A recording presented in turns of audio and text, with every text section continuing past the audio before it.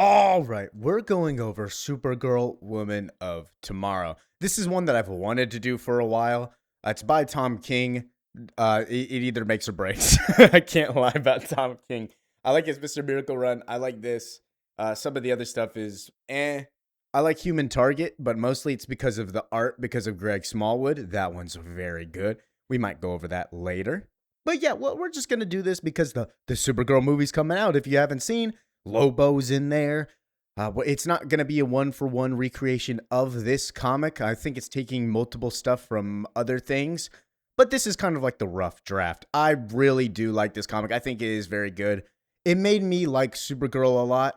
And to be quite honest with you, I do like her equally, if not a little bit more than Superman. I just like that her character is defined as she was already on Krypton and she's seeing Krypton. And then her whole thing being is that she kind of resents her cousin a little bit because he doesn't know Krypton, but that's all he talks about.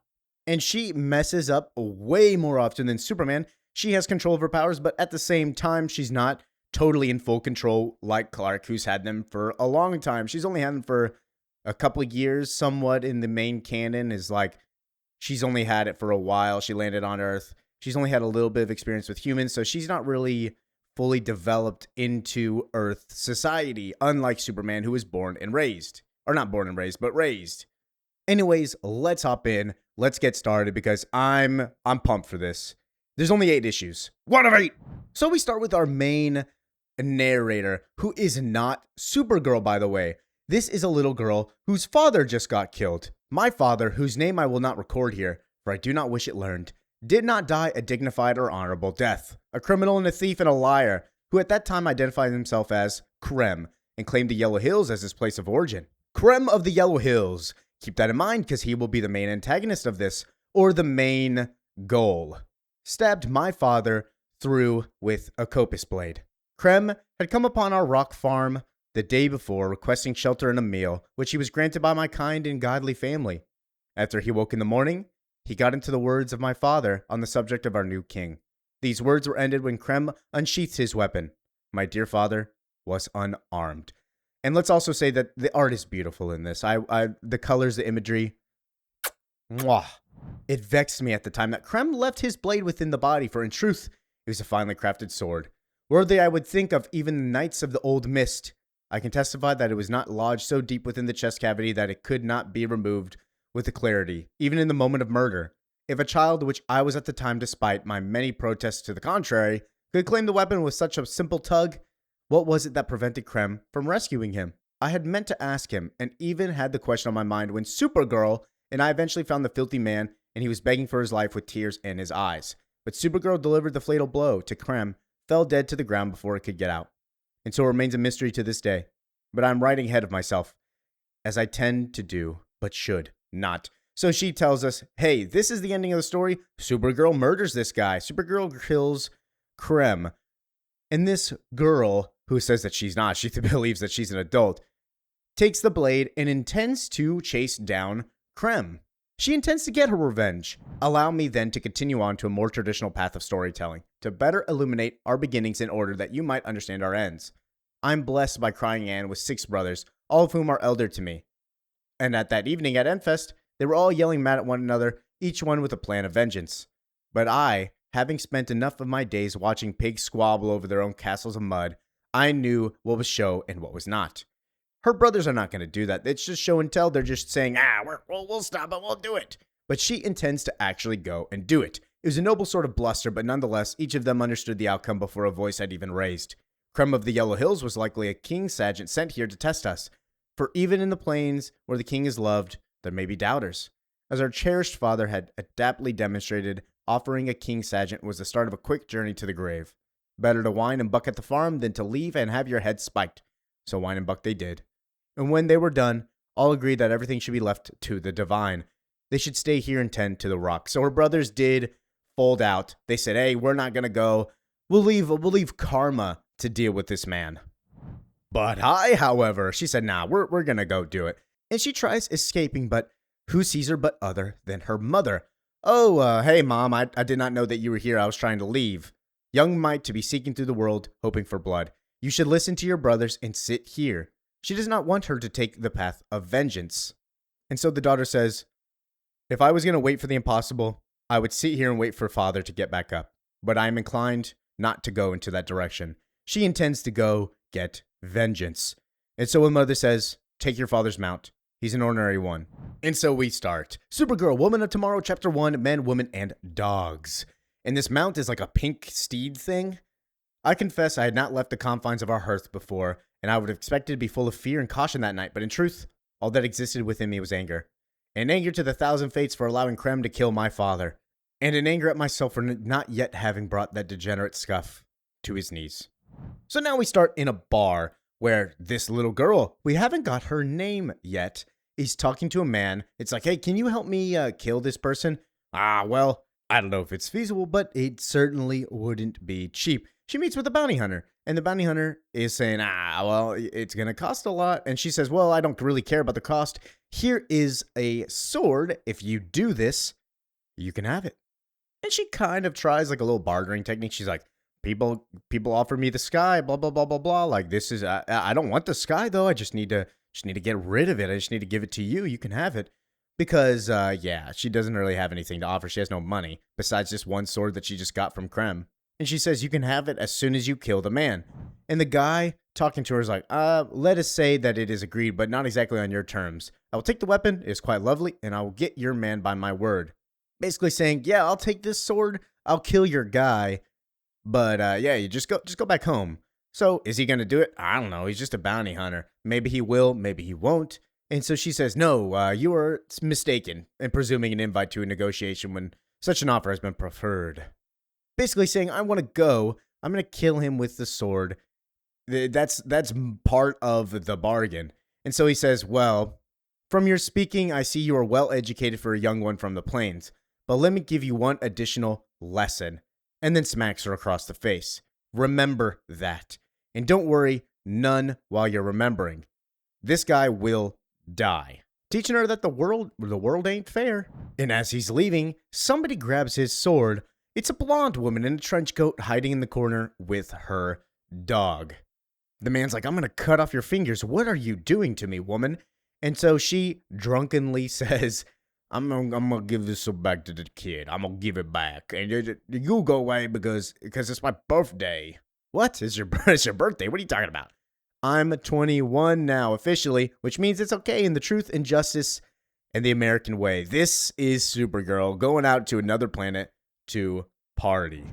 So yeah, Supergirl goes to different planets and basically just gets drunk to wallow in her sorrows. But now she's officially 21, so she's like, it's legal. Legal in America, by the way. It doesn't really matter. And so the man looks at her and is like, you had your warning. I'm going to cut off your hand. And so she drunkenly just stumbles around and grabs like drink stuff in the way and is like, well, just please stop. Like, blah, blah, blah, blah, blah. And the man takes it as surrendering. And she's like, no, I'm not going to surrender. I just don't want to spill my drink because honestly, I don't have any more of this kind of currency. And I don't really steal because it's wrong. I know it's my birthday, but I'm not going to do that. I'm still a good person deep down. And so the man he's very confused because he doesn't understand and he doesn't see the symbol on her chest. We learn later that the symbol on her chest, the Superman symbol, is like big across the universe. Everybody knows Superman. And when they see Supergirl, they're like, oh my God, she's related to Superman. If we even do anything, Superman's going to get us. They don't really care that it's actually her. They don't really care that it's Supergirl.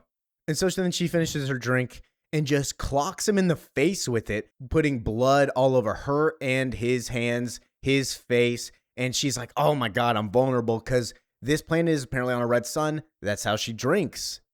She and Clark Kent can't get drunk on Earth because of the yellow sun. That's how they absorb it. So she goes to red sun planets instead. And then eventually she takes the man out, her chest symbol kind of revealing. And then the doggy's like, whoa, whoa, whoa, whoa, whoa, whoa, whoa. Oh my God, that's Crypto. That's so cute. And then we cut to later. We're in this little girl's house. Supergirl wakes up there and is like, I'm going to throw up. And she has her Supergirl costume on under everything. And she's like, oh my God, you're not supposed to see this. She grabs a little bucket. And then the girl is telling her whole story. And Supergirl's like, I don't really care, to be quite honest. And the girl's like, I'm Ruthie Merrill Knoll. And I'm witness to your skill and bravery. I would like to hire you to kill Krem of the Yellow Hills, the cheating King Sergeant who slew my father and left him in the dirt. Are you interested? Supergirl looks at her, doing a little side eye, and just vomits. And we see that Supergirl is not taking that deal.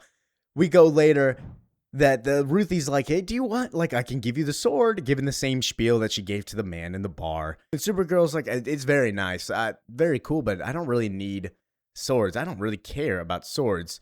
And Ruthie says, well, pish posh, everyone needs a sword. And Supergirl kind of breaks down what happened. Yeah, you're persuasive, but I'm only here because of my birthday. I came here to drink. I did. I'm going home. I'm not a hunter or whatever. I'm not going to get this guy. But good luck, and don't kill people. It's bad. But according to the story, Supergirl killed Krem. And Ruthie, sitting there just staring off at Supergirl leaving, says, had I let her go, our lives would have gone on separate and unique paths with little consideration for the other. Supergirl would undoubtedly have returned to her prodigious adventures, protecting those in need, as she lived up to her own well-earned values. And I would have continued in my hunt for the damnable Krem of the Yellow Hills, eventually confronting him face to face. For based upon my later experiences, I do wager he would have taken my life and danced with great mirth over my fallen body. But that's only if I let her go, which I did not. And she jumps into the ocean to go get Supergirl to prove to her that, hey, I need you. And so she swims across that ocean chasing the boat. As I went, I could feel the jawbones nipping at my skin, testing and tasting. Fortunately, they are a fearful lot to this close in shore. My motion in the swim was enough to convince them to hold off a swarm. Tuckered out, I'd be an easier meal, which was all the motivation I needed to keep my arms and legs pumping. The most cumbersome obstacle was Krem's sword, hanging heavy from my belt, dragging against the sea as I pushed forward. I was tempted on a number of occasions to lead the sword and allow it to descend peacefully into the deep blue, but I managed to remind myself each time that it held my father's last blood and that the sea floor was not its capping destination. Eventually, and thankfully, I reached the shore. The burn and scratch of the sand on my feet felt like baptism, and I welcomed it as a babe welcomes the smile of a kindly priest. Now I am quiet, but I am not silent. Under a yellow sun, Supergirl surely would have heard of me, coming and begged me off. But at the time, she was deprived of the senses that provoke envy among gods, and I was able to track her back to what I can only describe as the indescribable, and it's Supergirl's spaceship that she used to get here from Earth. And how far away are we from Earth? I don't know. I think they might say something later, but honestly, it doesn't matter. This is kind of like a bottle story for her. No other help. Everybody's gone, and that's a perfect excuse. We're in another galaxy, another planet. Nobody's really coming. No Green Lantern's going to help out real quick just because it's not his sector. And the ones that do help out the sector really don't care. And so Supergirl's like, what are you doing, Ruthie? Are you serious? What are you doing? Comes down and is like, are you listening? And Ruthie, in awe, just stares at her. Is like, I apologize. Like, I'm perplexed. What is this? It's not from here. It's kind of like a horse. And this is what I wear out there. But you, Ruthie, have to leave because the horse is going already and it kicks. And when it finally goes, I don't want you to get kicked, you know? Basically saying, hey, this thing's going to blast off. I want you to just leave. She's trying to get rid of her. And then Ruthie, not stopping, gives her another spiel. Hey, please, just come with me. And Supergirl says, you seem like a nice girl, but I can't go off with you to kill someone. You don't know about this, but my job, I have a very responsible job that I need to go back home to do. The first rule of that job just so happens to not be killing people. I understand your anger. It's hard to lose somebody, but you have to look for justice, not vengeance. You know, it's like my mother said, life is about compassion, not fury. Basically saying, you got to be the bigger person. You can't do this. And this is a very important moment about the ending. We'll get more about the ending later. Because this whole speech that she gives right now correlates to the ending. She's being hypocritical right now. She's saying, hey, don't kill people. And then we've learned earlier in this issue that she's the one who kills Krem of the Yellow Hills. And so Ruthie looks at her and is like, you don't understand a damn thing. I didn't lose somebody. I lost my father with my heart. I will never see him again. Not on my birthday. He's gone. All that flighty talk of compassion and fury, that's dandy if you're lying on the ground. You know what will stand stolid. But Ruthie says, I lost my world. And Supergirl looks at her and is like, I understand. Because she lost her world too. They really are very similar. And Supergirl kind of understands that as she starts tearing up. And Ruthie says, well, I didn't understand. I didn't know her history then. I know nothing about her growing up with the planet, with friends and relations and seeing it all go away. I didn't know that she had lost everything and gained invulnerability. And Supergirl crying is like, I come here so I don't have to think about that. I don't have to think about her world dying because she is traumatized by it. And it's one of those things that she just bottles up, and that's why she's kind of a screw up compared to Superman. And then she gets hit in the chest by an arrow. And who shoots her with the arrow? It's Krem of the Yellow Hills. And who's with him? None other than the bounty hunter that she tried to hire earlier. And Krem says, well, the bounty guy told me that you're trying to hire people to kill me, little girl. I have paid him to help me find you well. And he shoots another arrow. And this arrow instead hits Crypto. And the thing is, Crypto kind of doesn't understand that he's under a red sun. He was just trying to bite a bad man. He also thought he was invulnerable, but apparently he's not. And Supergirl's like screaming. She tanks another arrow. And at this point, she's just seething with rage, which is also another good story that she has. We might go over that one soon, where she gets a Red Lantern ring. But seething with rage, she walks up to Krem of the Yellow Hills and is like, do you know who I am? I'm Supergirl, and I don't give a shit about swords and arrows, as she grabs the sword out of the bounty hunter's hand and just yanks it from him. I was not so uninitiated in battles as you might assume due to my youth and the gentle reputation of my gender. There were thieves and robbers on the plain, and I saw them scrap mightily with my dear father and brothers. I've seen many a time where two men were convinced only one of them would emerge from their baleful conflagration. But until that day, I never saw someone so unafraid of death that they understood in their heart and belly a simple and perfect truth. There was no one alive stronger than they, and Supergirl really didn't care that she got struck by arrows. She knows eventually she'll be better, and she just knocks out the bounty hunter and stares at Krem. And then Krem runs, and he sprints away, so Supergirl runs and goes over to Crypto. And Ruthie goes and tries to attack Krem real quick to get him on the blind side while he's running. I could not stop myself to stop the Cretin, and he just kicks her to the side. And it goes into the ship. That's another main thing that's going to happen. And he blasts off with the ship. Krem of the Yellow Hills, killer of men, women, and dogs, was about to escape my clutches and flee into the stars. So that's the ending of issue 1. And so we got our setup, is that Supergirl is injured on this planet, stranded basically, because her spaceship is gone. Crypto is injured, and her new acquaintance, Ruthie, is on a hunting mission to kill Krem of the Yellow Hills, who has her spaceship. So at this point, their objectives are aligned. Kind of has no choice but to go with her. So yeah, that's Supergirl issue 1. I really do like this series. We'll do more of this. So thank you for listening, watching, and enjoying. Make sure to like, comment, and subscribe. Let me know any other comics you want me to go over, because I do enjoy going over comics. Peace out. All right. Welcome back. I had to do the thing. Welcome back to issue 2, Supergirl. Last issue was a longer episode. It was very fun. I think that these episodes are going to be a little bit longer with Supergirl. I really do like these ones, so I'm spending a lot more time on them to just go over everything. But to recap what happened last time, basically this little girl named Ruthie had her father get murdered by this guy named Krem of the Yellow Hills. She goes to meet a bounty hunter.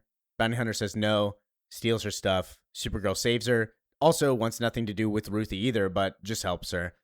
And then the guy shoots a bunch of arrows into Crypto, Supergirl, and takes their spaceship, leaving their objectives aligned to go stop Krem of the Yellow Hills. So with that, let's hop in. Let's not skip a minute. Make sure to like, comment, and subscribe. Yeah.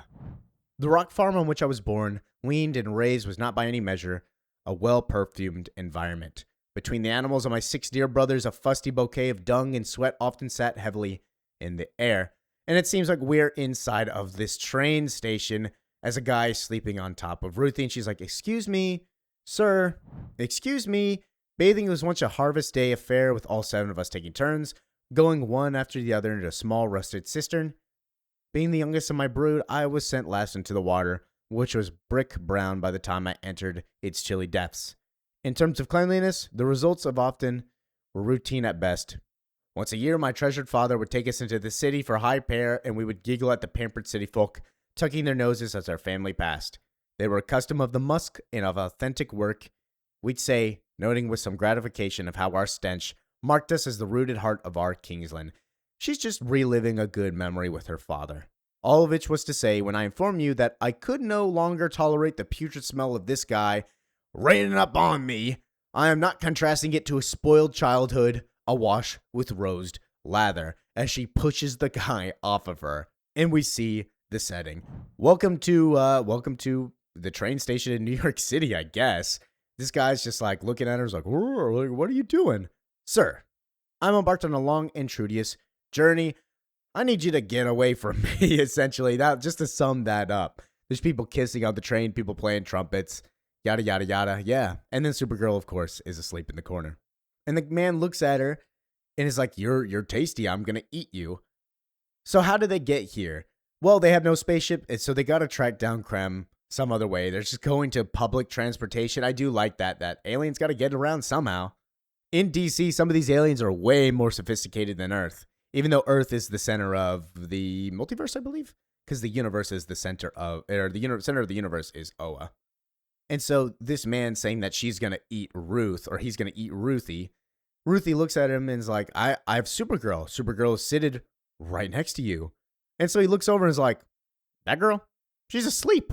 And this is what I was talking about. The people don't really know Supergirl. They know Superman. As Ruthie goes and explains, you're not acquainted with your point of origin, so please forgive my possible misconception of your tone. And points at her and is like, that woman alongside you, her cousin Superman, of whom you may have heard, is one of the last survivors of Krypton. As such, she is in possession of nearly unconceivable power.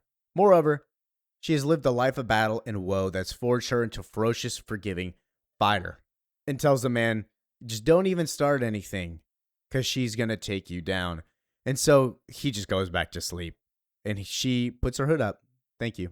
Staring at the window, I would like to say I had some satisfaction from exchange, but in truth, there was no grand victory to be had. Though I do concede relief that he was no longer touching me, the smell associated either with him or the entire vessel, I could say at that time, not swear to which it was, and had yet to discover it was both, remained. To distract myself from the ongoing olfactory assault, I let my thoughts drift to then favorite fantasy. I saw before me Krem of the Yellow Hills on his knees, his hands clutched, begging my mercy. Her favorite little thing to daydream is just killing this opposition. And this is where I love galaxy art, beautiful stuff like this, where it's just a mix of shades of colors and then just a little specks of white to signify the stars. They're so good. Moon Knight 2016 has a lot of that. And we see that, yeah, this is just a spaceship bus, kind of. And then we see the station that it's docked at, giving them a 15-minute window to go and do whatever they want, but they gotta come back eventually. As Supergirl wakes up, can you feel it, Ruthie? We're getting closer. The stars are changing. And they go and get something to eat. And sits at what I could only describe as an airport bar, basically, and is like, oh my goodness, I'll take a drink. The kid will take some food. And then a man walks up to him and is like, excuse me, ma'am. Rain Canyon back there says you're Supergirl? Are you really Supergirl? And points a gun at her. See, Superman put two of my brothers in the Phantom Zone, and I swore revenge on him and his family from that day forward. So if you're Supergirl, I gotta kill you. And that's what it is. It's like they don't really recognize Supergirl, but they recognize the symbol and they recognize Superman. And Ruthie tells us, yeah, they've been on this travel for months. This is a months-long trip for them. She says, yeah, these types of encounters happened all the time. Wherever we went, it seems to me we went most of the places there are to go in this bewitching universe. There's some cantankerous fellow who had some problem at some juncture in his life with Superman. And apparently the people did not want to take on Superman, the Man of Steel. So they would go after his distaff cousin, their chests puffed with eagerly renewed pluck, believing that, hey, we can't take on this guy, but we can take on her cousin, or his cousin, I mean. And Supergirl's like, well, if I'm not wearing a big yellow on my chest and this very fashionable red skirt, so if I'm not Supergirl, and just looks at the man and says, then who do you think I am? As she just kicks the dude and he smashes onto the bar table, just getting knocked out. I spent enough time with Supergirl to know her better than most, maybe better than all. If the truth be told, so let me say with some manner of expertise that she was a woman of disparate qualities who bent her own sense of self to fit the situation, which is to say in a simpler manner, it is true. She was many things to many people, but she was never soft. And so Ruthie tells us, yeah, during these adventures, I'm going to leave out some of these, but this is just one encounter. She's not going to talk about all these encounters because Ruthie is writing like a story about this whole adventure. So also take that in mind and how much of this is actually real? Is this all just a story? And I do like that aspect is like how much of it is just glazing Supergirl for zero reason. And so Supergirl's like, how long have we been here? Do you know what a Zermit is? We gotta go. Let's just leave. And so they dip.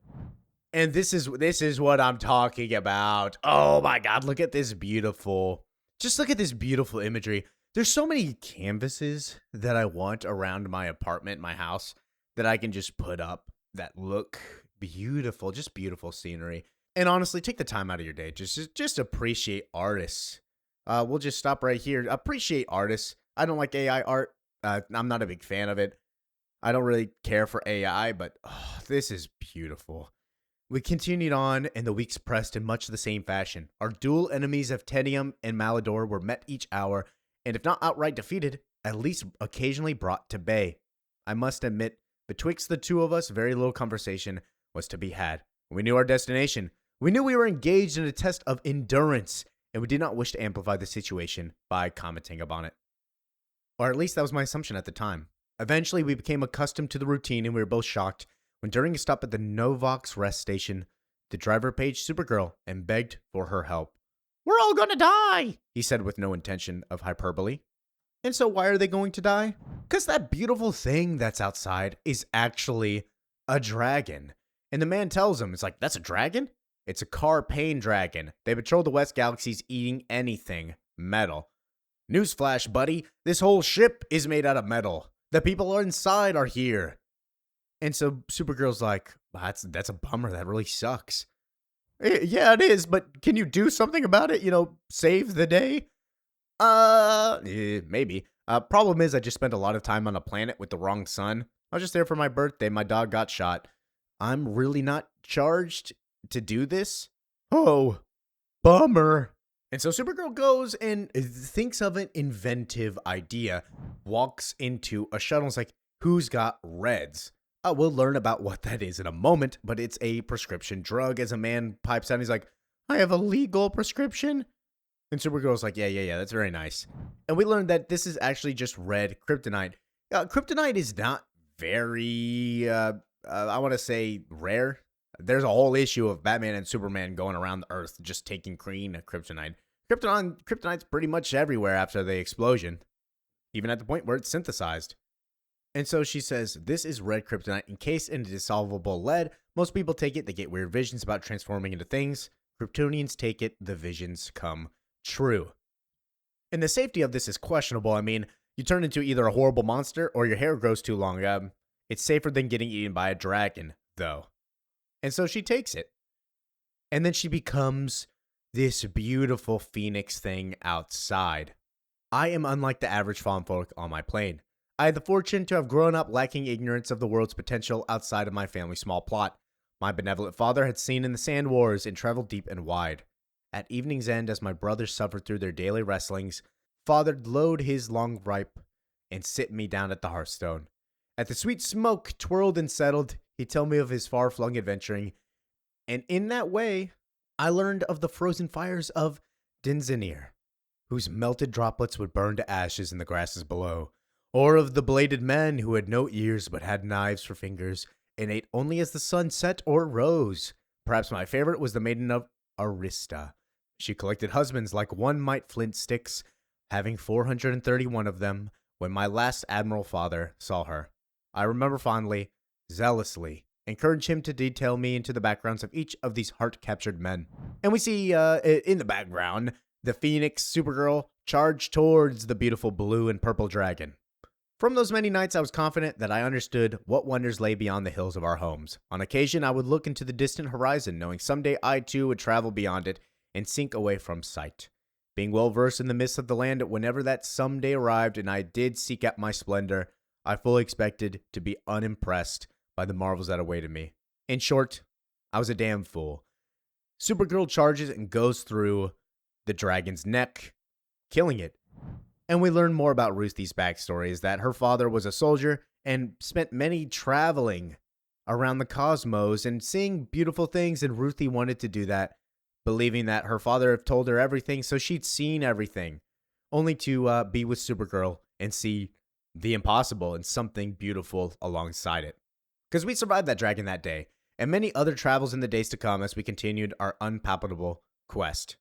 And we see both of them just cleaning up, and Ruthie tells us, like, yeah, I'm not going to go over every mission, every travel, just the important ones.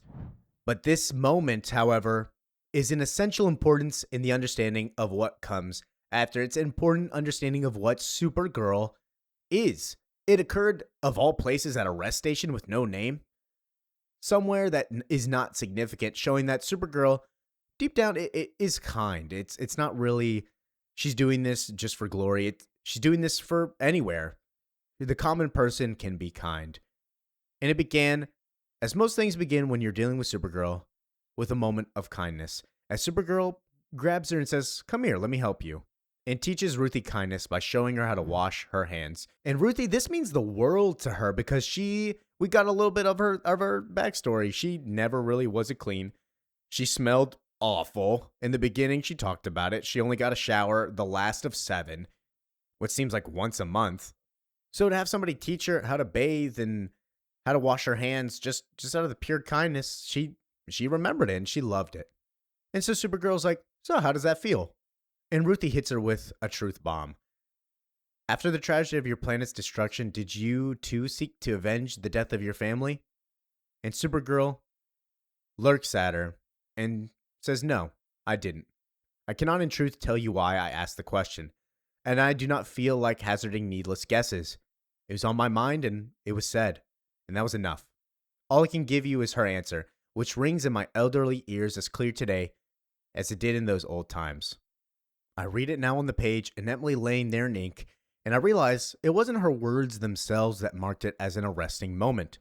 It was the tone in her voice, which I do not have the ability to recreate, and so must just tell you without the subtlety of the moment. In her response in saying no, I heard a whole life of regret. So Supergirl regrets not avenging her family, watching them die on the planet Krypton. And understandably so. There's nothing that she could do. And so, she just holds on to that. Nothing to do, nothing to really blame it on.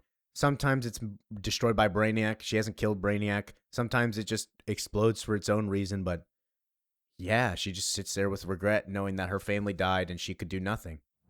Weeks passed.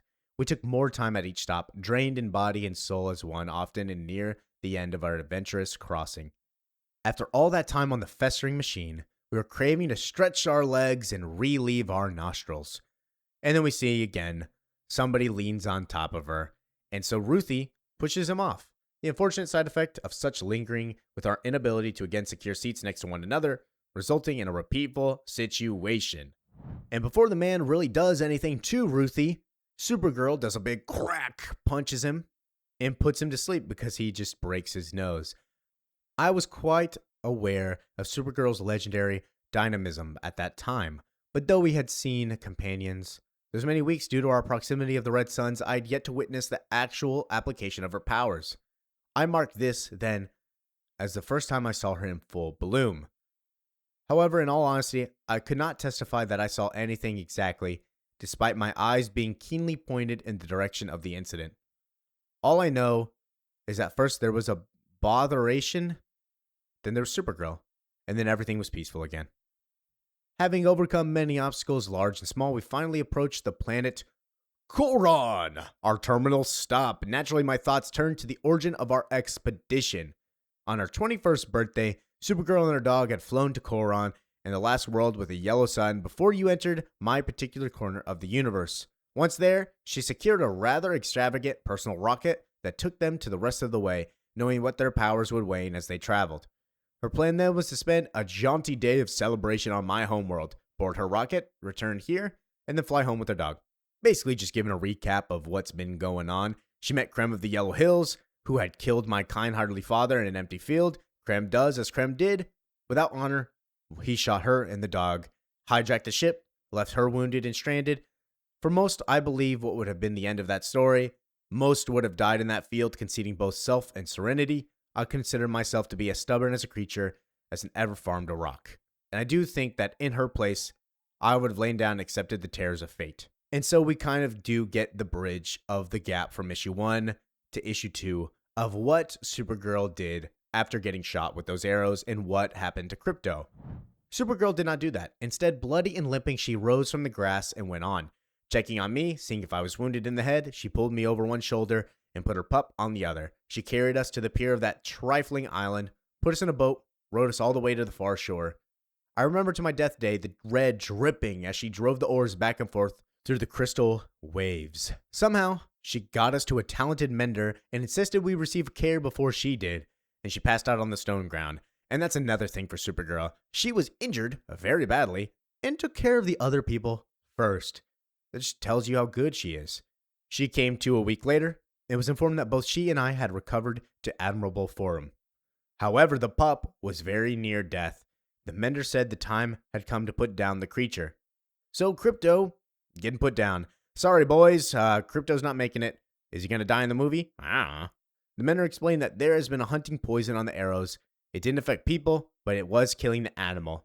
He could save the pup, but he would need a hefty sample of the original poison. For each hunter mixed it differently. Krem of the Yellow Hills was nowhere to be found. The animal was lost.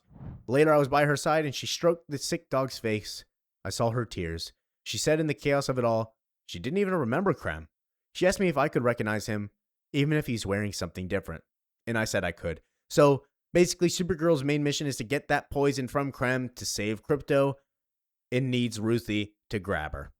With her hand on her pup, she looked at the sky at the infinite distance separating her from the evils of that man.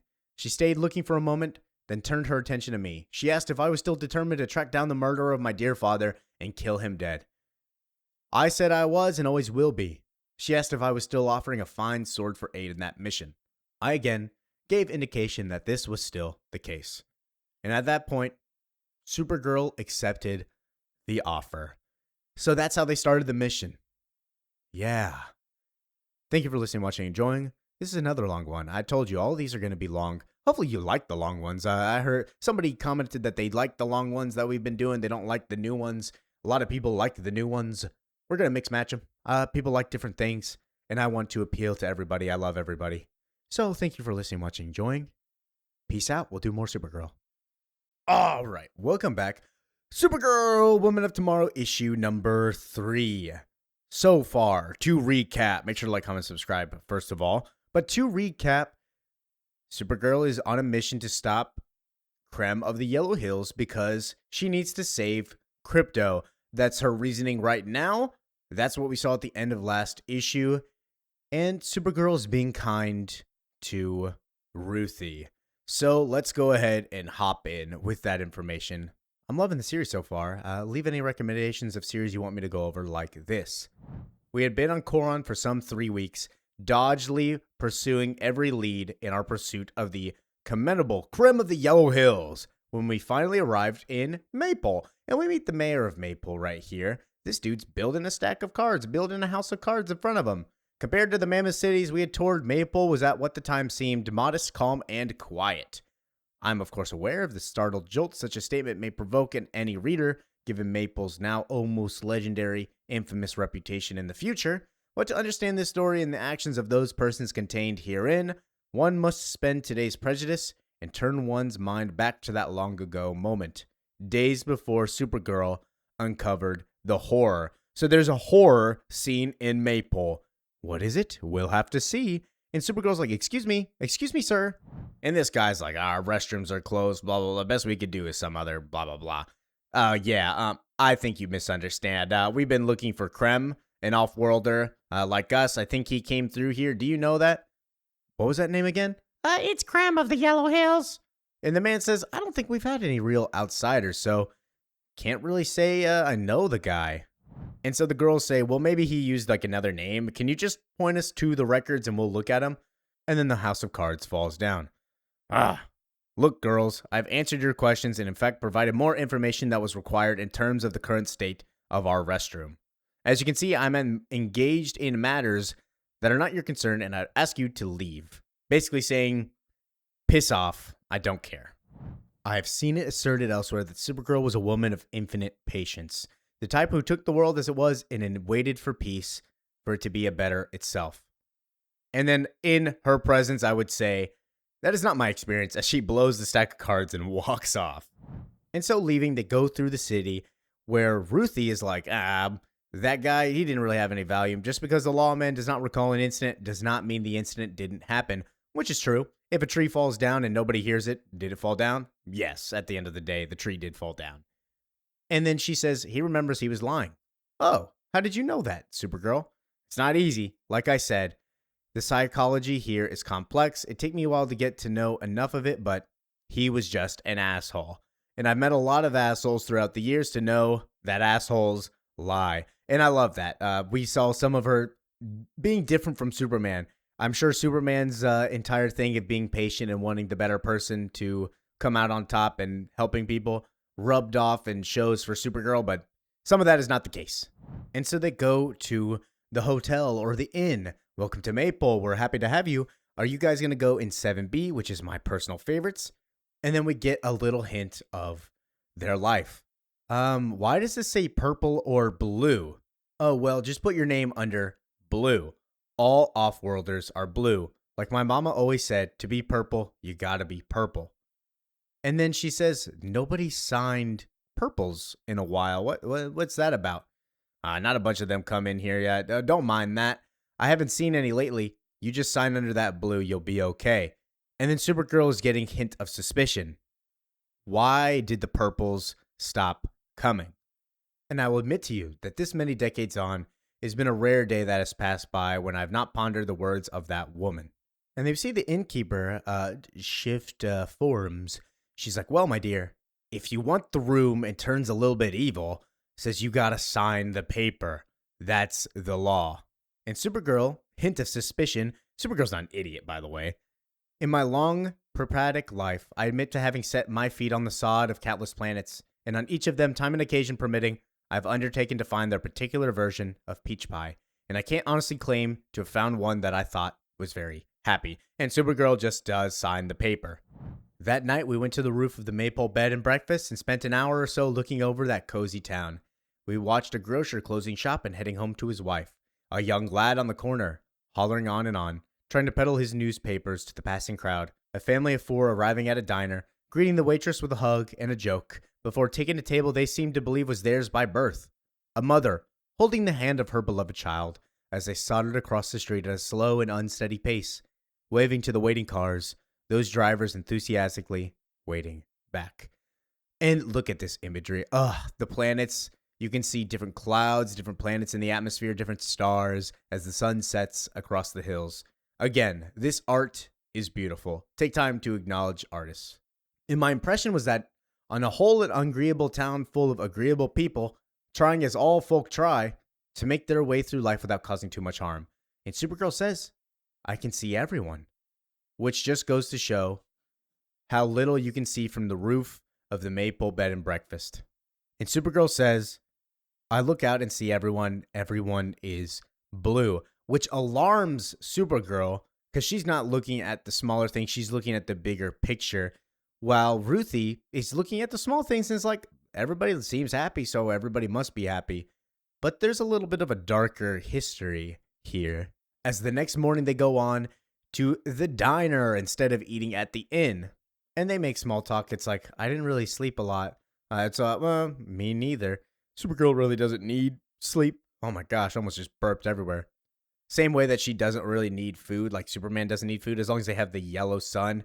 And it seems like she has a yellow sun. We saw the sun earlier, so she should be fine. And then Supergirl calls the waitress. And Supergirl asks the same question that she asked the innkeeper. What about the purples? Like the welcome sign above the counter, it's repainted like the fountains I saw out on the main. I looked underneath the paint, it says no purples. Why no purples? Why paint over it? I don't understand. And the waitress completely ignores her and says, I don't care. You got any orders? I got customers. Well, I'm asking about the sign. I know, and I heard you, and I heard your order. But focus on something else. We know what your whole galaxy does. You destroyed your planet. Don't come here to foul up ours. Digging at the Kryptonian heritage. And so Supergirl does some investigating around the town. We spent the rest of the day walking about the town, talking to anyone willing to talk, asking them the same question. Have you seen the man Krem? And all of them giving the same answer. No. Everything here is as it's always been. Everything is nice, clean, perfect, and blue. We're all blue. We've always been blue. Now stop asking questions because there's nothing else to say. And it seems that their investigations are getting them a little bit more attention than they would like, getting them in trouble, as Supergirl wakes up Ruthie and says, people are close, as she blocks a bullet. And then more bullets come, and so she grabs hold of Ruthie and protects Ruthie with her body. I stated with neither shame nor pride that despite Supergirl's encouragings, I could not help but scream. Gentleman Death was not an uncommon visitor on the plains, and we were taught from Wearing not to dread his presence at our table. As with all guests, we were to treat him with the utmost respect, granting him the privileges and customs we offer to any member of our family. In the years preceding my birth, 3 of my siblings passed before they saw the first son, and I recall with great clarity my mother insisting that she never shed a tear at their loss. She would say without a snip of regret, "It'd be rude to bawl in front of the gentleman, and I do not care for rudeness." In that moment, many miles from home, as I listened to each bullet plink off Supergirl's back, I knew full well that were it not for the long ago ruin of a green planet, I would be waste on the floor. And I howled not out of fear, but in recognition of the vicissitudes of the universe that conspires both to kill us and keep us safe from harm. And I do believe that the gentleman heard that howl for what it was and smiled knowingly as he left the room. Basically, Ruthie's lesson was, don't fear death. It happens to everybody. But in this situation, she could not help but be afraid and thank Supergirl for coming, despite her circumstances. And after some time, the shooting finished.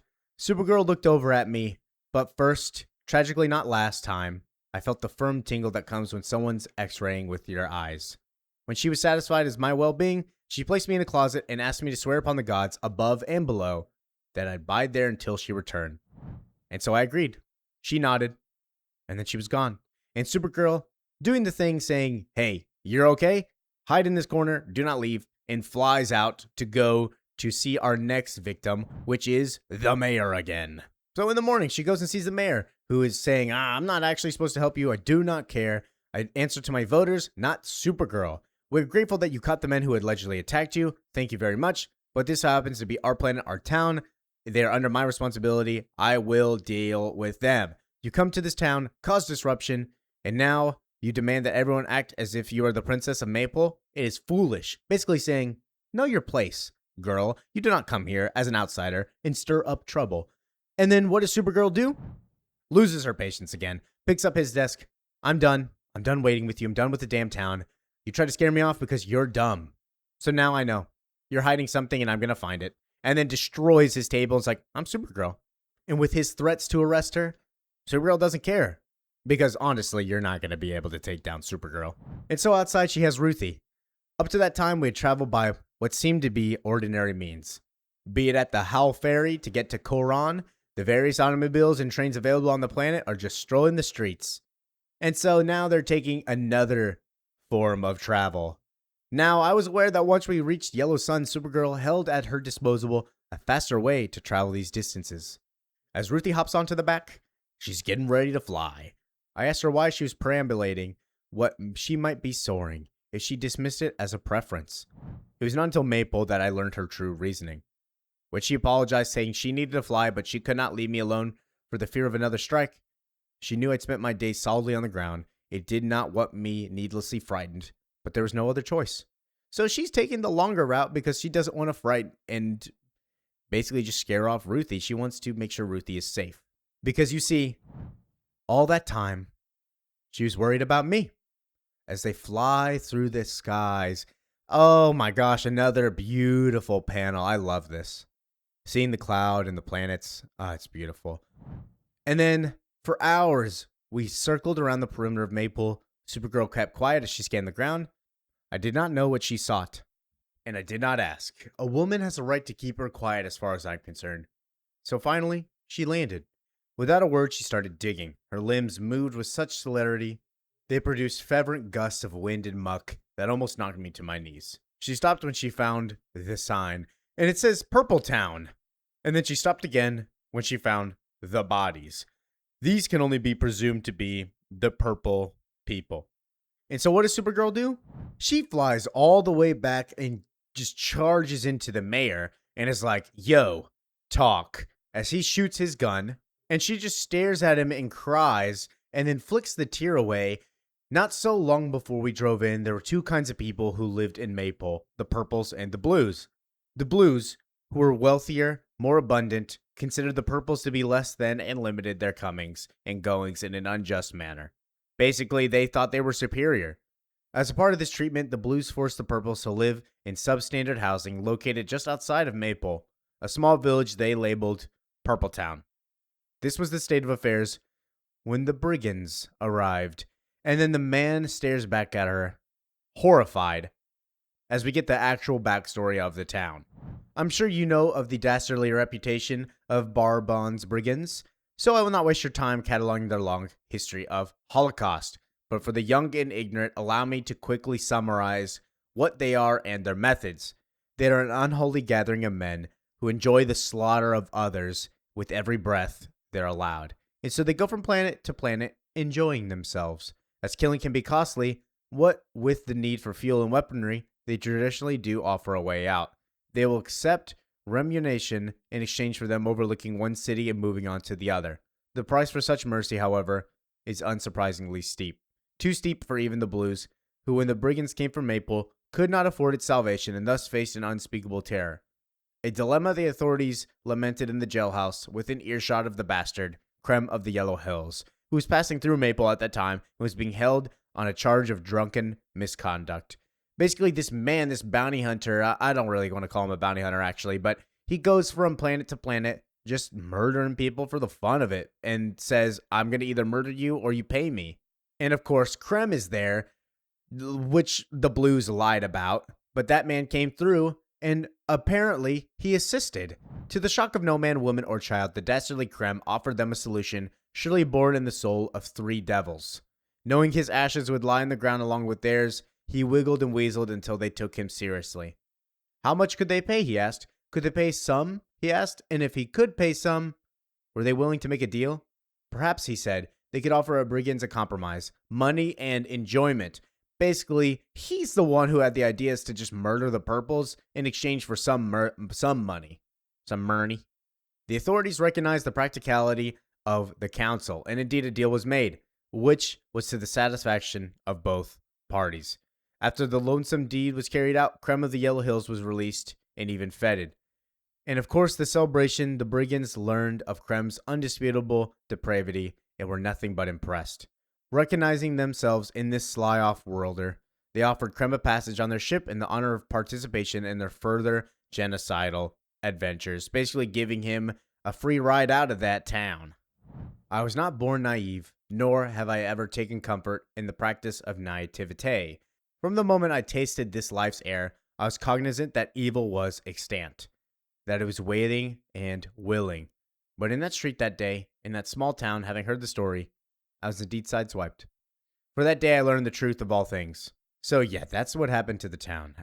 All the purples murdered in exchange for the blues surviving. You see either blues and purples go away, or just the purples and some money. So just as every man has two faces, so does every place. You can spend your days knowing just where you are and still be hopelessly lost. And so Ruthie looks at Supergirl and says, all those dead and Creme just got away. All of this is too big, and we're just too small. So she loses hope as Supergirl holds her tight and reassures her. And here I will end the story of Supergirl and Maple. Thank you for listening, watching, enjoying. That was issue 3. We are going to continue on. Make sure to like, comment, and subscribe. Put any more fun suggestions down below. I love going over them. Peace out. All right, welcome back. Supergirl issue number 4. I am getting pumped. I love this run. This series is pretty great. I love narrating it. I love talking about it. So yeah, we're just gonna go in To recap what happened last time, make sure to like, comment, subscribe also, by the way. Helps out. We've been seeing a little bit more volume. But to recap what happened last time, Supergirl and Ruthie went to a town. They realized that these people called the Brigands, they came and slaughtered half of the people, slaughtered the purples, and apparently one of the men was with them is Krem of the Yellow Hills. So they're on a mission to go chase them down.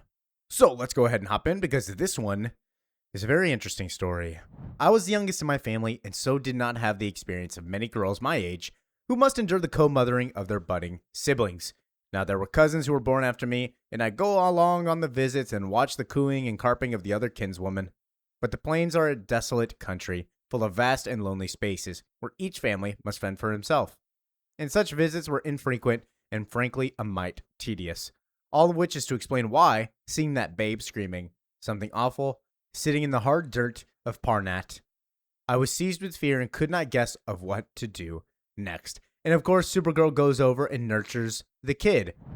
It was fortunate that Supergirl did not suffer the same paralysis, and she comforts her. So where are they, you might ask? Well, Ruthie goes on and says that they are following Krem of the Yellow Hills, the underhand King Saget who had killed my treasured father at the sunset over our rock farm. Krem had allied himself with the Barbon's Brigands, a wicked gathering of wicked men that went from place to place earning money on the carnage they wrought. We had paced the aftermath of their butchery across light years to this planet on the edge of the Kalos system. So basically, this is one of the planets that they've ravaged along the way, and we see a good number of those planets following them. It is only the beginning of a long and bloody trail we were to walk in the months that follow, and we see all of these. This is just an issue of seeing mass genocide. This issue is seeing Supergirl's kindness across light years while seeing multiple people just be slaughtered and the effects of this mass genocide. Because after Parnat, we traveled to Lincoln, a small moon that circles the planet Escalm in the Piats galaxy. And so they meet with somebody who has seen Krem of the Yellow Hills. Well, I did see him. It was after the start of some brigand had bombed the Hive Center, and me and my friend Flarg were running. Flarg was a good runner. He could run mighty fast. I need a head start to beat him in any race. Flarg and me went way back. We was houndmates, closer than anyone. He was a good guy, Flarg. My apologies. I think I said that, didn't I? I repeat myself too much. As my body has slipped, so has my mind. So we're meeting with somebody that seemingly has been injured but survived the brigand's attack, but their friend Flarg did not. Anyway, after we saw what they were doing, the guns and the bombs and all of that, after we were running, not even thinking of where to go, just zigzagging, hoping nothing bad hit us or fell on us, we come right to this fellow. And Supergirl, being a kind person, is feeding him food. And she asks, do you think this was Krem? Well, I can't say for 100%, but he matches what you told me in terms of his face and sword and all of those details. I have been wrong before, and I have been wrong many times, so maybe I would be wrong here. I'm not saying I know it for sure, but I hope I am wrong. If you understand, I hope your man is plenty different from the man I met. Basically saying, I hope that the man you're finding is not a monster like the man who killed all of these people and Flarg. And we see this man has actually lost all of his limbs, and that's why Supergirl's feeding him, because he cannot do it himself. I hope your man has some mercy left in him. I hope that of all men. He went at Flarg right off, didn't even stop for a warning or anything. Just stabbed him through while he was standing there gawking. He was a real good man, Flarg. And he repeats, we were houndmates. Which is only the good thing to do. I mean, it's his best friend. He watched his best friend die in front of him. After Flarg was on the ground, this fellow who could be your fellow started hacking at me. At first, I didn't feel anything. I was mostly focused on Flarg, who was just carrying on like you wouldn't believe. Flarg wasn't very loud most of the time. I remember a lot of times people asked me what he was saying because he was so soft. And then at the end, he was yelling, and that was my honest thought. I was thinking, dang, it's a pretty loud Flarg. Didn't know you had it in you. And it's very sad.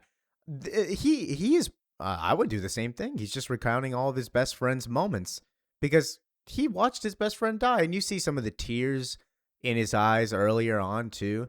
At some point I think Florg must have passed and stopped screaming, but I didn't recognize it at first. I started my own crying out by that time, and I got it confused with his. And I was truly a bit startled when I realized I was listening to myself. Anyhow, that was something. I hope my story helps. I do appreciate you coming here. It's real nice they got nurses to do this, but it's crowded with so many of us. Sometimes I got to wait hours to eat. If Flarg were here, he'd help me. He was a good friend, Flarg. We were houndmates. So continuing on the mission, Supergirl goes to another planet with Ruthie.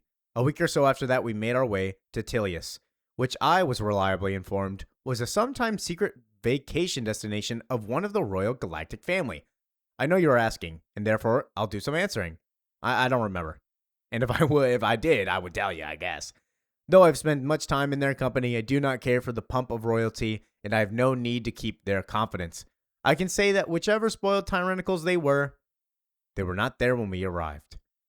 We did not find many people of any sort on Tilius, and we meet with a man digging up graves. And Supergirl asks, "How many have you done?" "Oh, a few dozen. Not too many, but more than I thought I would." Making some progress. And she asks, "How many do you have to go?" "Well, maybe a couple hundred, maybe more. We didn't get hit hard by them damn brigands, but we were more fortunate than most. Mayor told me if I can get them done before the sun pass, they won't need a mass grave like other planets have. But my daughter's out there somewhere cut up, and I prefer to have her own slice of land, even if I don't know which one it is." And Supergirl, being a kind person, asks to assist. And the person denies him and says, "You don't have to. It's my duty as a citizen to do this. Please, you don't have anything to get out of this, so ain't nothing to do but get it done." And she responds, "I get it. We all have our duties, and it's mine as a neighbor to do what I can to help yours. Please." And so the person insists and says, "I see your point, and to be honest, I could use it because my back is hurting. Maybe I'll help me go faster in the long run, which is worth something more. Anyways, Sun Pass can come up quick. I have no doubt about that. Thank you. I do very much appreciate your aid in this matter." So Supergirl, being a kind person, using the reason that we're neighbors and I can do it faster than you and I can do it for you. And it's just a nice thing to do for these people. I mean, these people have watched all of their people die at this point. This is like the fourth world that she's come across just trying to get creme. And Ruthie says, "I didn't see very much of what occurred next. Just a striking streak of blue and red crisscrossing across the horizon." And the person that Supergirl is helping had no idea that she was Supergirl, had no idea that she could do this way faster. If she would have, I think she would have asked, but decided to do it herself. And then Supergirl comes back to her. "I did as well as I could. If I did anything bad, just let me know. I make mistakes. I'm a person. I can fix it. And I used my vision to look at your DNA, and I found your daughter's remains. I gave her her own plot, and I can take you over there to her." And the person that she helps is very thankful, very happy, and says, "Thank you, neighbor." And I like that. Even though they're not the same race, not the same kind, they can agree on something. They can be neighbors and assist each other with no gain to each other. There is no gain for Supergirl just doing the right thing. And then we see Supergirl on another planet talking to somebody saying, "Hit me." "Well, you are small and I am large, and that will hurt." No, it's fine. I swear it. Just pretend I'm one of these brigands. I did all of this to your friends and family. Just picture that and hit me." The person is having second thoughts, like, "Why should I do this?" "Well, are you scared of me? What are you doing? Come on, do it." "I am not scared, but you are small and I'm large." And Supergirl is not doing this out of hate, just trying to start a fight. She's trying to show this other person how to show strength. You are not large, and if you were large, you would have stopped them. All you are is small. And so the large person lets out all of their anger, smashing Supergirl down into the ground. Supergirl's just trying to assist, just trying to help this person cope and show strength. Next, we traveled to Aurelium, a planet not often visited.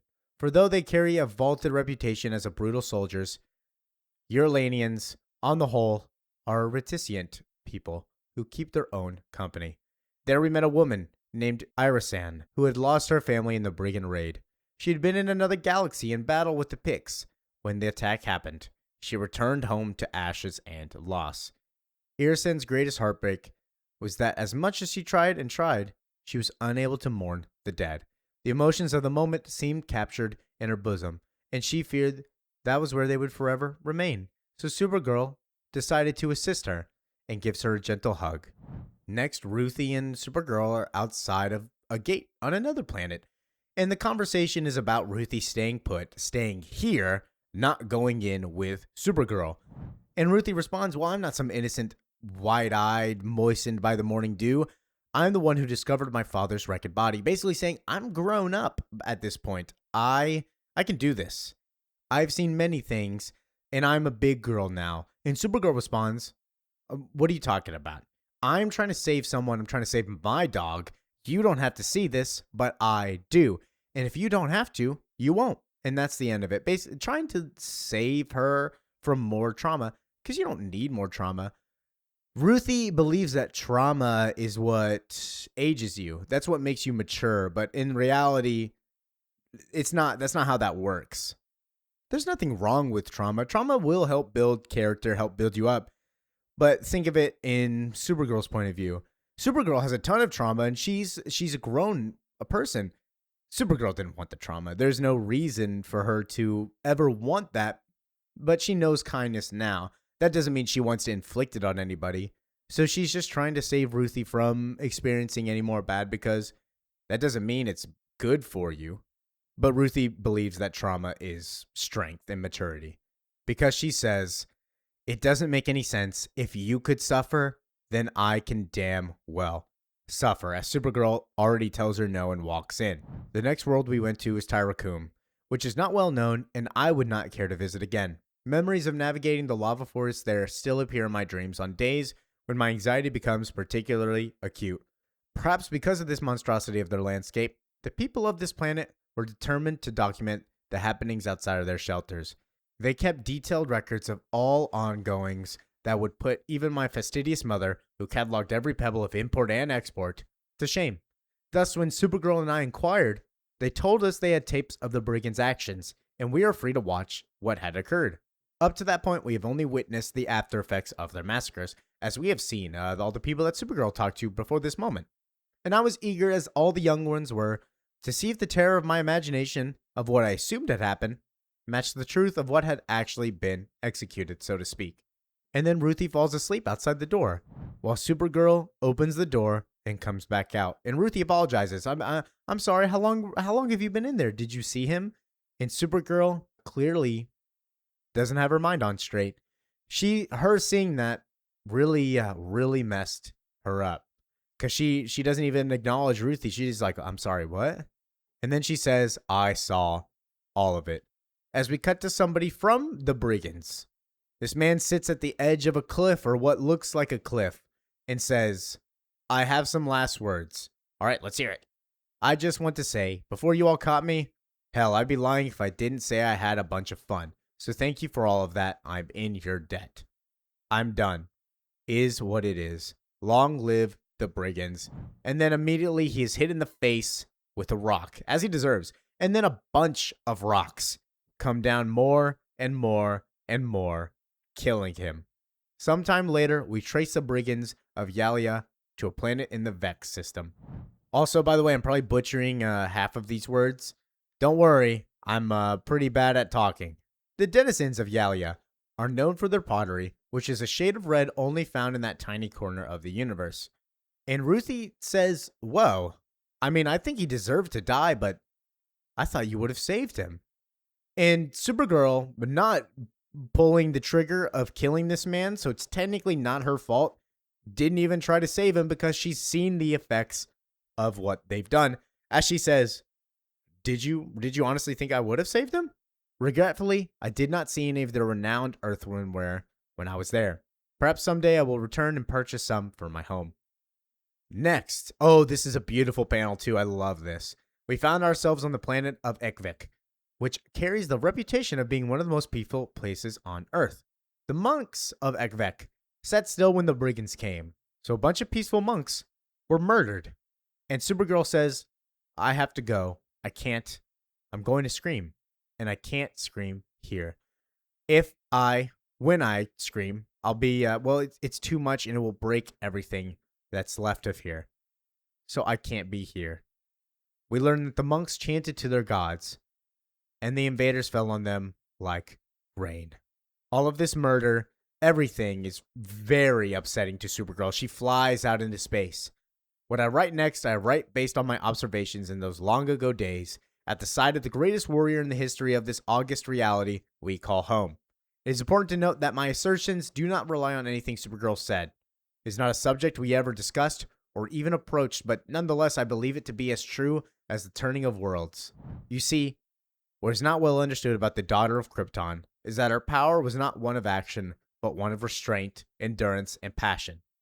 She did not choose to fire a beam from her eyes, or have breath of ice, or run faster than a speeding bullet, or any of the other well-documented miracles.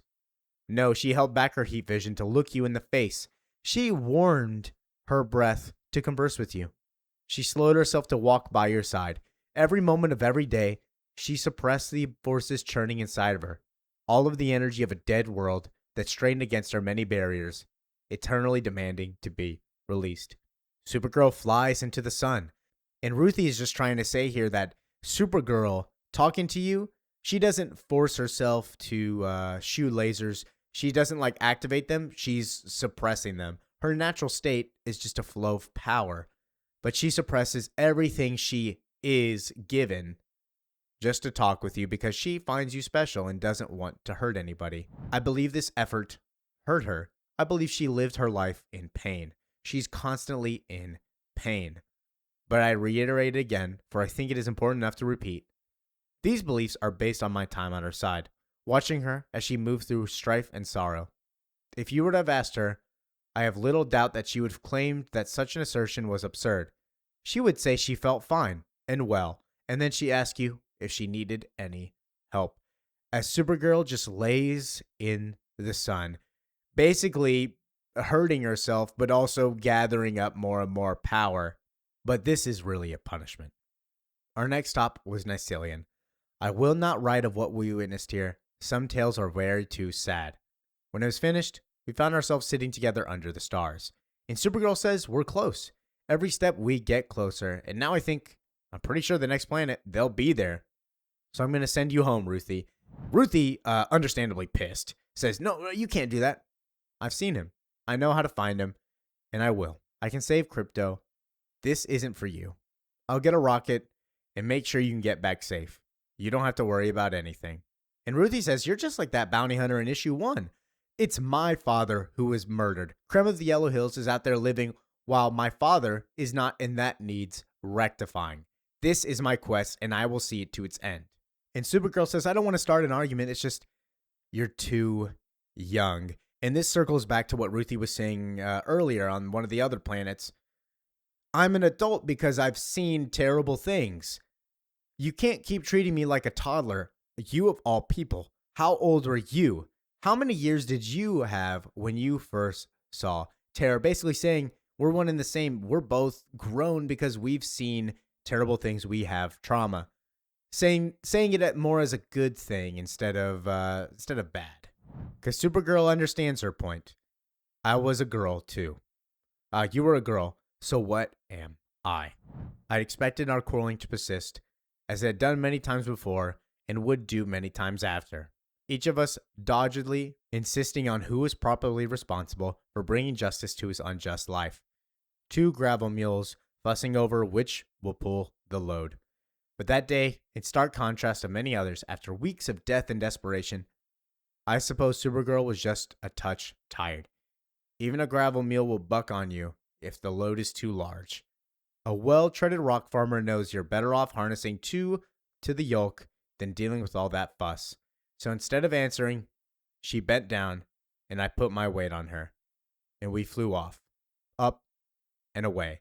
Supergirl says, you're right. You were a girl when you saw terrible things. As was I. And acknowledges her point and doesn't want to fight her. So decides to take her. We'll see why later. This is a very important moment of the story that she doesn't fight her because Ruthie, seeing all this death, is still adamant about her mission, even more so. So, with that, thank you for listening, watching, enjoying. Yeah, that's the end of this one. Peace out. All right, welcome back. Supergirl issue number 5. That's where we're at today. Let's freaking go. I've been loving this series. I love this entire series, actually. So let's recap what happened last issue. Basically, we saw the brigands' raid of genocide throughout the cosmos as we followed them to find Krem. And eventually we did find Krem. We know where he's going to next. So that's where Ruthie and Supergirl are going to go. So make sure to like, comment, and subscribe. Let's hop in. I had not seen the criminal Krem of the Yellow Hills since he cracked me with his heel as he cowered his way onto Supergirl's rocket. And now, after many months of waiting and many galaxies traveled, here he was again, ringed by the desecrated bodies of the blameless and the innocent. And as he drew near that day, a bile rose in my throat that I had never experienced before. It was a bitter burn that has haunted me from that time to this. It was a taste of the void, of going through each day knowing in all the depths of your heart and soul that this day, this moment, requires the company of your Father, and knowing in your depths of your heart and soul that you will go through this day, this moment, as you now always will, and you shall be alone. Krem starts pulling out a little orb, and what is this orb doing? However, my time in Krem's presence was brief, for just as he was in reach, he threw a Mordru globe. So what is this little thing, you might ask? It is a magic thing that you can craft that will basically teleport you. Not many people have had the privilege of encountering a genuine Mordru globe. They are an odd and rare vintage. Since my own brush with the Phoenix thing, I have done quite a heap of research into their origin and general use. Supergirl, trying to escape this globe, is sucked in. Broadly speaking, for all the practice of magic rules slip through your fingers as often as the devil slips over your tongue. They can only be acquired through a prodigious amount of death. The only way to make this is you gotta kill a bunch of people. The actual mystical ceremony used to call this to our plane is not particularly complicated or even interesting. Many amateurs could shuffle their way through those steps, but most amateurs lack the critical ingredient needed for the completion of this ritual. For the globe to manifest at the climax of said dance, one needs the dedication and desecration of thousands of bodies slain with no other purpose in mind. That's nuts, bro. Not easy to snag at your local apothecary. Unlike most, though, Krem had that particular prerequisite at the ready. Krem's a smart man. The reason a high bar is required for obtaining such a globe is indeed obvious. The ability to transplant the most powerful beings in the universe billions of miles from their intended destination can transform sure defeat to lauded victory. They are now teleported somewhere else, where this method available to any and all the proper relationship of strength to weakness in the ongoing conflict we call living would be overturned. Something that would be frowned upon by the originators of magic if you believe in such folks, as I surely do. For it would end the need for their unique services in upsetting, but not negating, the order of things. Supergirl looks up and says, "Shit," as something steps down on them. Thus is the rare and cursed few who have traveled inside a Mordru globe and found themselves suddenly at the other side of existence. So they found Krem, and Krem decided to spitball him out somewhere else. Where is this place, you might ask? Well, we'll see, as Supergirl is struggling to lift this foot and says, I don't understand. I'm going to go quickly. I'll grab you, but I'm losing my strength because of the sun. It's green. After we got a few yards between us and the beast, Supergirl clutched on me and we ran. We ran for some time, and Supergirl tells us, I know of this place. Krem used the magic to teleport us here. It's called Barrington. They built it for Kal-El, my cousin, to trap him on a green sun made of kryptonite in a world full of monsters. So this planet was literally designed to just destroy them. We ran. Her feet seemed to grow heavy until she could not lift one after the other. and our progress slowed to a babe's crawl. Supergirl says that once the sun sets and the green stops shining on her, they're good. They can just fly out and make it. And I was forced to take her weight on my shoulder. And Ruthie asked a very important question. How did Superman get out? So he waited like you suggested just now, which seems like a terrible idea. Just wait for the sun to set and just hope you survive. Yeah, right, buddy. No, he was not able to wait it out. The League came and saved him. It was the most painful experience that he'd ever felt. The closest to death that he ever got. And he fought Doomsday. Yeah, his planet's messed up if it's literally designed to kill them. This is only in here. I don't know who created Barrington. As far as I know, this is only a Supergirl exclusive. I've never seen this before. I've seen them use the green sun on Superman like long time ago, like before I was even born and all that jazz. But this planet does not exist. As far as I know, it could, and I just don't know about it, but I've never seen anything about it. And Supergirl tells Ruthie, yeah, Superman lasted 45 minutes here before they rescued him. So your plan is to survive until the sun goes down? 45 minutes?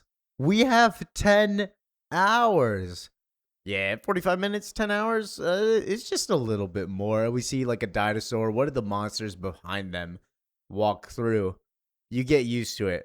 Don't tell Cal I taught you that. As Ruthie goes, fuck. Sometimes I see why people hate him. That's pretty good. Just going over their differences of how they think and how they operate. She's not that goody two shoes compared to Clark, who everybody seems to adore, and also other people seem to hate because he is way too goody two shoes. It's just how the nature of things goes. Eventually, Ruthie takes Supergirl to a resting spot because Supergirl cannot go anymore. The design of this world was simple as it was devious. The circle of barren hills surrounding a valley with a freshwater lake at its center. My genuine instinct was to go to the lake in hopes that the water and the greens there could aid in the restoration of Supergirl's quickly fading health. But I was quickly corrected. Supergirl smartly noted that the same flora that helped lure the monsters to its midst. The relief was simply a trap. She could survive longer without water at the edge, dealing with a few strays, than she could with the mist of the herd. It'd be difficult, but better to endure than to die. Consequently, we walked away from the danger and we climbed into the hills until she could go no further. Basically saying, we're going to survive out in the edge because why would we go into the middle where all of the animal life will be? All the animal life will kill us and we're weak. Very smart, Supergirl. I do enjoy that she's actually intelligent. And so we found our sanctuary, a small rock cluster where we'd take our stand until sunset and escape. The green rays of the sun hitting her like 1,000 poison needles. Supergirl laid herself down to rest, and I drew my sword. And we waited for the monsters to come. So Ruthie is going to protect Supergirl. Little girl with a sword is going to stop all these monsters that come walking astray. The monsters aren't going to target Supergirl. They just exist, and the ones that wander by will show up. And Ruthie somehow will protect her. We'll see how that goes. Because hours pass. At times, she convulsed and shouted in misery, and then apologized over and over again. At times, she keeps still and whimper. Then at times, the best times, she retreat to the calm of the unconscious and lie silent on the rocks. It is during one of these moments of amity that the ground let out a soft tremble, and our waiting came to an end as one of the dinosaur monsters walks up. And Ruthie goes, you stay over there. This ain't no place for you, big dog. Get away from me. And so it screams at her. And Ruthie, just giving like a little speech to her, is like, I warn you, you better not come over here. I'm going to kill you, man. And then, of course, the monster does not understand what Ruthie is saying because they don't speak the same language. And then Ruthie starts hyping herself up pretty much. I'm a little girl. You may need a retreat, man. Like, I am not one who lets her fear hinder her actions. Indeed, if anything, my resolve is doubled in knowing that I have brooked your attempt to petrify me. Yeah, right, Ruthie. And I will take some pride in that, as the beast bites down right underneath her. And I cannot rightly claim that the beast had any speed or intelligence. No, it was large and lumbering, and when it stuck out at me, it did so in a rather clumsy fashion. Which is to say, I'm not writing in order to arrogantly portray myself as a conquering hero, worthy of triumph through the town center. as if I were the reincarnation of poor Bess of the Aberdeens, returning from the War of the Walls. Still, I do say I was no seasoned warrior. On the rock farm, I slaughtered my share of ordinary pigs. But as it is often said, one cannot learn so much from the slaughtering of ordinary pigs. And the monster, despite its obvious weakness, was ferocious and determined. Had I not gathered my senses and found within me the instinct for survival, it would have killed me. Then killed Supergirl, the savior of many worlds. So Ruthie does conquer this beast because she was a little bit quicker, a little bit nimble, and her instincts caved in as the beast just clumsily and ferociously started attacking like a wild animal. Brains do, in fact, beat bronze. All the while in her book, she's saying, listen, like, this feat is really cool because I am a bum. Like, I'm not an experienced fighter. So me killing a giant dinosaur, that's awesome. As she goes back to Supergirl's like, I did it. Don't you worry. We don't have that much longer to go. That whole time, I was fortunate in finding myself in an allurement, not designed for my people, and so I had many more pep in me than the suffering Supergirl. Still, my first fight and kill on alien land mightily strained even my natural resources, and I too fell victim to the hard push of my eyelids, and I rested. Just for a little bit, as some other pterodactyls come and get a dead body. They see the dead body of the dinosaur. That's free food to them. So, of course, they go and feed. But they leave Supergirl and Ruthie alone for now because they don't notice them. And they're not free food. They're still alive. Until they see Ruthie get up and stare at them, where they scream. So Ruthie grabs her sword. I lunged for my sword as the colossal brutes swooped down upon us, their unholy beaks clapping up and down as they threatened to consume us where we laid. And to my horror, I could not get a good hold on my weapon, for its grip had become greased with gore from my previous battle, and my fingers slipped along the new silky goat skin covering. And so as the monster charges, Supergirl blasts it with her heat rays. She still got some of her powers left. I was a touch ignorant then. My experience with blood and blades had yet to blossom. And Supergirl, clearly like deranged, this is me after like 14 hours of working, looking like, is a bird, is a plane, is Supergirl. And then she collapses back down. Is thankfully quiet for a while after that, at least in terms of beasts trying to rip their teeth through our flesh. I passed the time nursing Supergirl, who slept unsoundly, agony racking her body, shaking her dreams. And we see the sun is starting to set a little bit further. I wonder how much time they have left. I had learned my lesson and maintained my watch, now with my weapon dry at hand. I saved my own dreams for other days. And so now we come into the predicament of Supergirl's like, oh, I need water. Oh, yeah, no, that's a bad idea. Because she's like, we go to the lake. No, please, lie back down. If we go to the lake, there's monsters there, and it's getting darker, so like, there might be even scarier monsters. It's just a trap. You're better off staying off here. Those are your own words, and we have to live by them. And Supergirl says, little girl, get the fuck out of my way. And Ruthie stands her ground because she's like, you're clearly not thinking straight. I do not believe I will. And she picks up her sword and points it at Supergirl. And Supergirl's like, I don't think you know who I am, big dog. I move mountains. I'll move you. I know. But as moving me and hiking onto that dangerous water will cost you your life. And I see no reason why it should not also cost me mine. Basically saying, I will give up my life to make sure that you do not give up yours. Because Supergirl's life is probably more valuable to another person than Ruthie, who does not have all the powers. And that's just the way of things. Supergirl can do monstrous things compared to just an ordinary girl, so people would value her more. I understand if my words in this passage have provoked confusion or even indignation.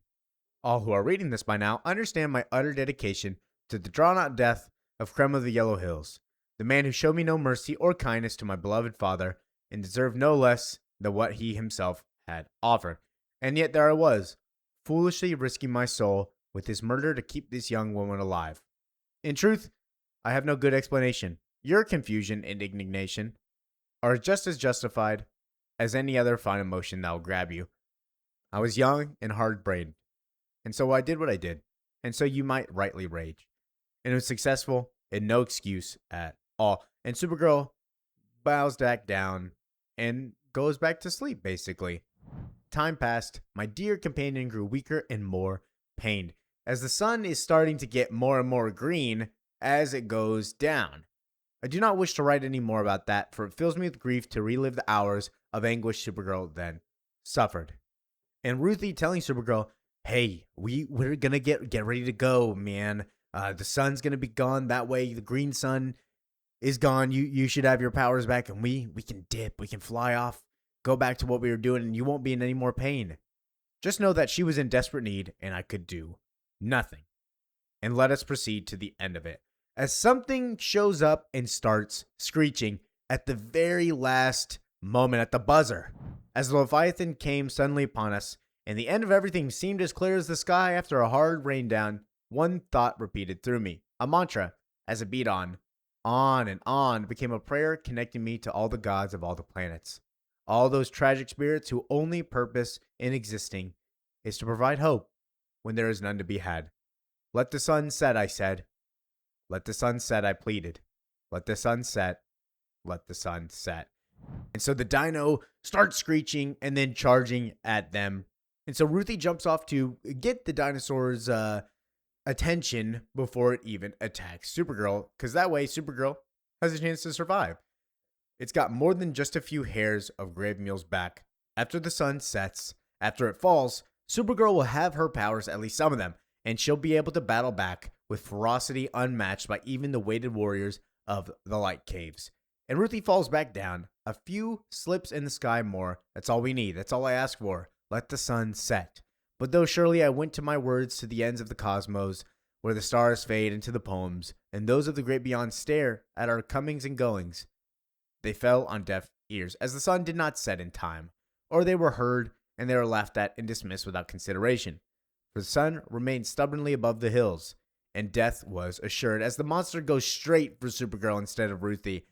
And before it's able to bite her, Supergirl kind of like pushes her body out of the way. And that's when I learned that far-off gods are fine for prayer, and I judge no person who seeks comfort in the infinity of the heavens. And that's when Supergirl says, 45 minutes. But here below, when the demons come in close, you're better off just relying on the staunch of a good woman.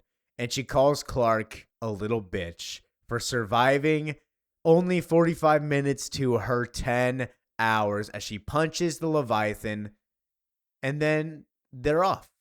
They stand there with the sun set. The bull-headed green star finally conceded to the horizon, and Supergirl's strength returned. And we have made it through the day and into the night, which I suppose is all one ever does. Nevertheless, I was, and I remain, grateful to have once again completed that barbarous journey. So thank you for listening, watching, enjoying. Yeah, that's Supergirl. Supergirl, I'm loving this series. I love this series a lot. I've said that a lot. Yeah, make sure to continue on. We only got like 3 more issues after this, so peace out. All right, welcome back. Absolute, not the Absolute series. What am I doing? Supergirl, welcome back. We're doing issue 6, Woman of Tomorrow. This is Supergirl's origin story from this universe, this timeline. So I'm pretty pumped. I really do like this issue, and it gives you a little look at to what Supergirl went through. We'll see if the movie adapts any of this. I'm sure they would, at least a little bit. But yeah, I think this is a good issue. I really like this one. A lot of talking. So let's hop in.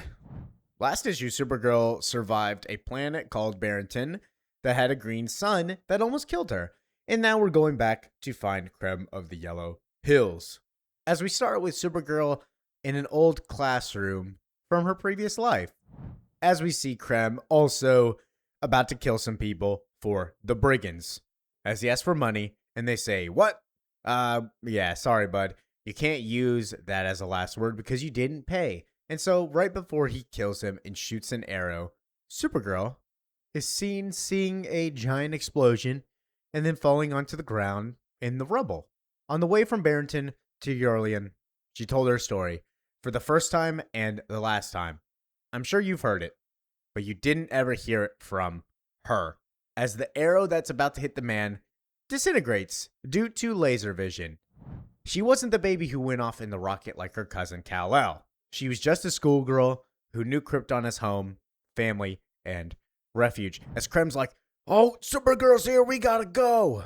As the brigands start getting ticked off one by one. So Krem pulls out his Mordru globe again, which we saw last issue. He's already used this thing, and he's already killed enough people to make another. Supergirl lived in her own world. She saw it die. As she pops up right behind Krem and says, "I'm Supergirl, and you are Krem of the Yellow Hills. You shot my fucking dog." And that's when he lets go of the Mordru globe, as we see what remains of Krypton after the giant explosion on their planet. She started telling it. I asked why. "Why are you telling me? Why now?" She said she barely survived the last attempt to get Krem. She had doubts she survived this next one. She just figured, before she passed, someone ought to know. Basically saying, I'm going to tell you this. If I die, I die, but at least you'll know my story. As we go back to the Mordru globe, about to hit Supergirl and transport her across the universe again. As Krem taunts her, "What are you? It's magic, you stupid bitch. You don't fucking get it." As Supergirl sprints off, it doesn't matter how super you are, no man or woman can outrun a Mordru globe. As it starts following her, and Supergirl says, "Yeah, no man or woman, I get it. That's why I got," and we get a new guest star. It's Comet. Yeah. So Comet, this is a person from the 90s who was madly in love with Supergirl, and it was a god who would transform from human back to this comet thing. It was one of her like super pets also. It was like the same era as like Crypto showing up. Yeah. So this is a pretty cool addition. His story in this is a little bit different, and we'll see his story play out in the next couple of issues. But essentially, he's just a flying, really fast horse, as she tells him, to the end of the universe and a little bit farther, fast as your little feet will take you. And Comet goes off and sprints. The quakes came hard and swift as she walked home from school. She could hardly keep upright. The streets cracked, and she watched dozens of her neighbors consumed by waves of steel and crystal, screaming for help as they were dragged into the fiery depths of Krypton. She kept walking. A man called out to her. She turned, seeing someone familiar. The manager of her local solar fuel store. A chunk of rock had cleaved through his belly, and he was clutching onto his guts, trying to stuff them back in place.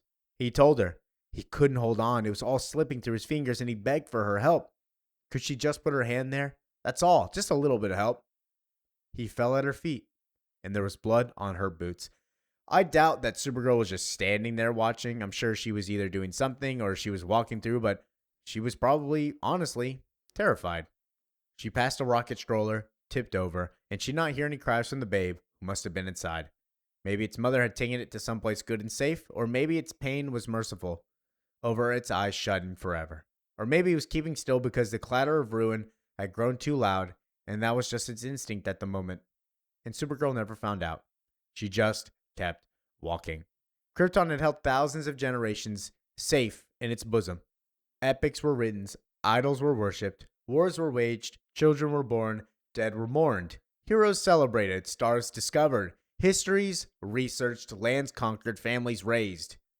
The edifices of ambition were built and destroyed, and built and destroyed, built and destroyed again and again. There was love and jealousy, hope and tears, agony and laughter. There was the view out her window in a room, an apartment. An ancient bobuck tree with red and blue leaves that fell in the fall and returned in the spring. She watched the wind blow through them, watched them dance with each morning. Afterward, she often thought of waking on a chilled Krypton morning, looking out her frosted window as day broke from night, and the roasted, sweet smoke of newly carved hogue meat rose up along with her mother's impatient call, chiding her again, sleeping past first prayer. She had visited so many planets, but she never saw anything quite like that view again. Red and blue leaves and the wind blowing through them. Krypton did not die in a day. The gods are not that kind. As we see Comet fly through the stars, beautiful imagery right here again, with the Mordru globe giving fast chase behind him. The minute chunk of the planet that held Argo City was split out of the initial explosion. Basically, this is all that remains. Most of the city's citizens died in the breakage, but some endured. Zor-El, her father, by the way, a famed scientist of the city who happened to be Supergirl's father, was able to bubble enough of the atmosphere for those lucky folks left on the asteroid to survive.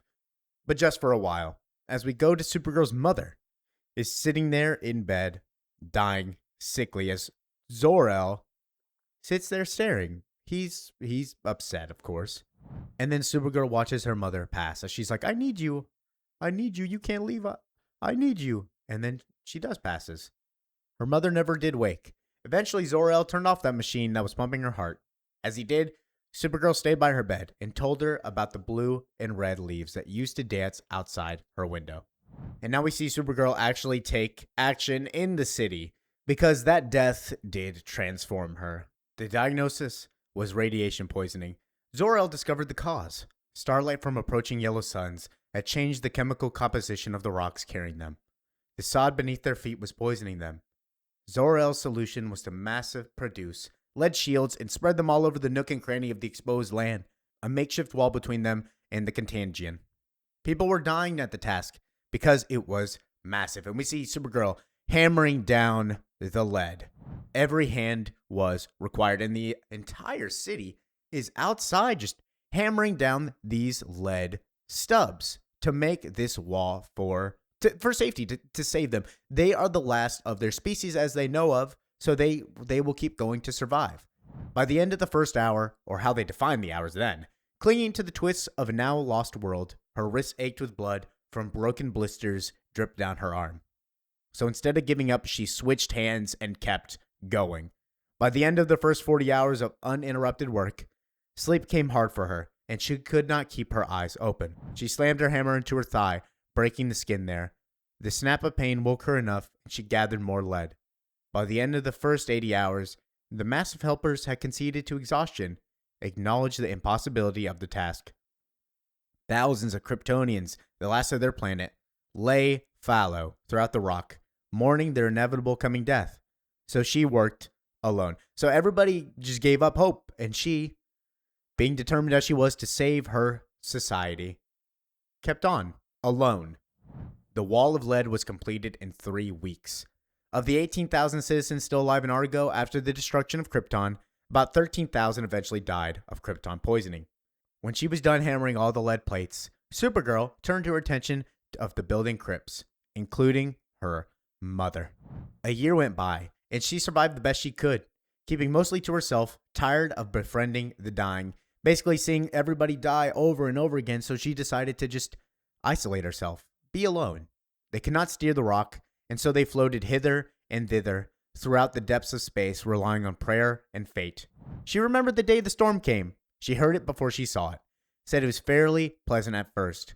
There's no rain in space, and the plinking of the rocks hitting the lead reminded her of the old days stuck at home, with nothing to do but read and look out that window. The wet on the red and blue leaves. On her window that day, she saw the asteroids fall, the hailstorms puncturing their improvised shield. She knew that the radiation could come back, that those left would soon be leaving, that she was at the end of her, ever relying on prayer and fate. The lead wall that they built between them and the planet was punctured. The asteroids destroyed it. And so all that work that they spent basically just gone in a moment. So how often would that happen if it's going to keep happening? They weren't there very long already. She found her father in his lab weeping. As with many men of his generation, he was a man who frowned upon emotional expression. She had never seen him with as much as a tear in his eye before, even as they stood over her mother's body. So she asked him, "Is there any hope?" And what did her father say? "There is always hope, but for you only." He is going to make his own spaceship based off the spaceship that his brother made for Kal-El. They could not rebuild the shield, and they did not have resources. The radiation would come, and over the next month, everyone in Argo City who had survived the first wave would die in the second wave. However, during that time, before the cancer claimed him, Zor-El thought he could repurpose what was left of the lead and build a rocket. His frivolous brother had shared his plans for such a ship, and he had listened enough to those fantasies to understand the basics. It wouldn't be much of a vessel, but it'd be capable of finding a destination millions of light years from that cursed rock. Based on the calculations, given the constraints of weight, food, and water, he thought the rocket could only carry one single passenger. And so, Of course, as being a father, he said, it had to be you. It will be you. We will die and you will live. And then this is where he says it. Why me? She asked. Well, because you are my little girl and I will save you. And so Supergirl pleaded and said, no, how can I still be a little girl? Which is very similar to what Ruthie has been saying this entire series. It's like, I've seen terrible things, so how am I still a little girl? But tomorrow will come soon enough, he said, and I will pass, and this place will pass, and stars will fall, and suns will rise. And you will be a woman looking back on the many decades of your life, the terrors and the triumphs. And perhaps you'll think of your father then, and perhaps you'll remember whatever has happened, whatever pain you have endured. You are still my little girl. And for the next month, Zor-El pieced together the rocket, and Supergirl cared for the sick, trying to bring them comfort as the poisons claimed their bodies. It was the third time watching the light of life fade around her. Her third time hearing her neighbors gasp for their last breaths. Her third time collecting bodies for mass burial. Her third time watching her own world die. She was only 14. And as we see Comet and Supergirl fly through to the edge of the universe, past the source, and Supergirl goes, "Whoa, Comet, that's good. We're far enough. The Mordru Grove, hell of a chase. You should be proud. It's not your fault. Magic is a tricky thing, too tricky for me sometimes.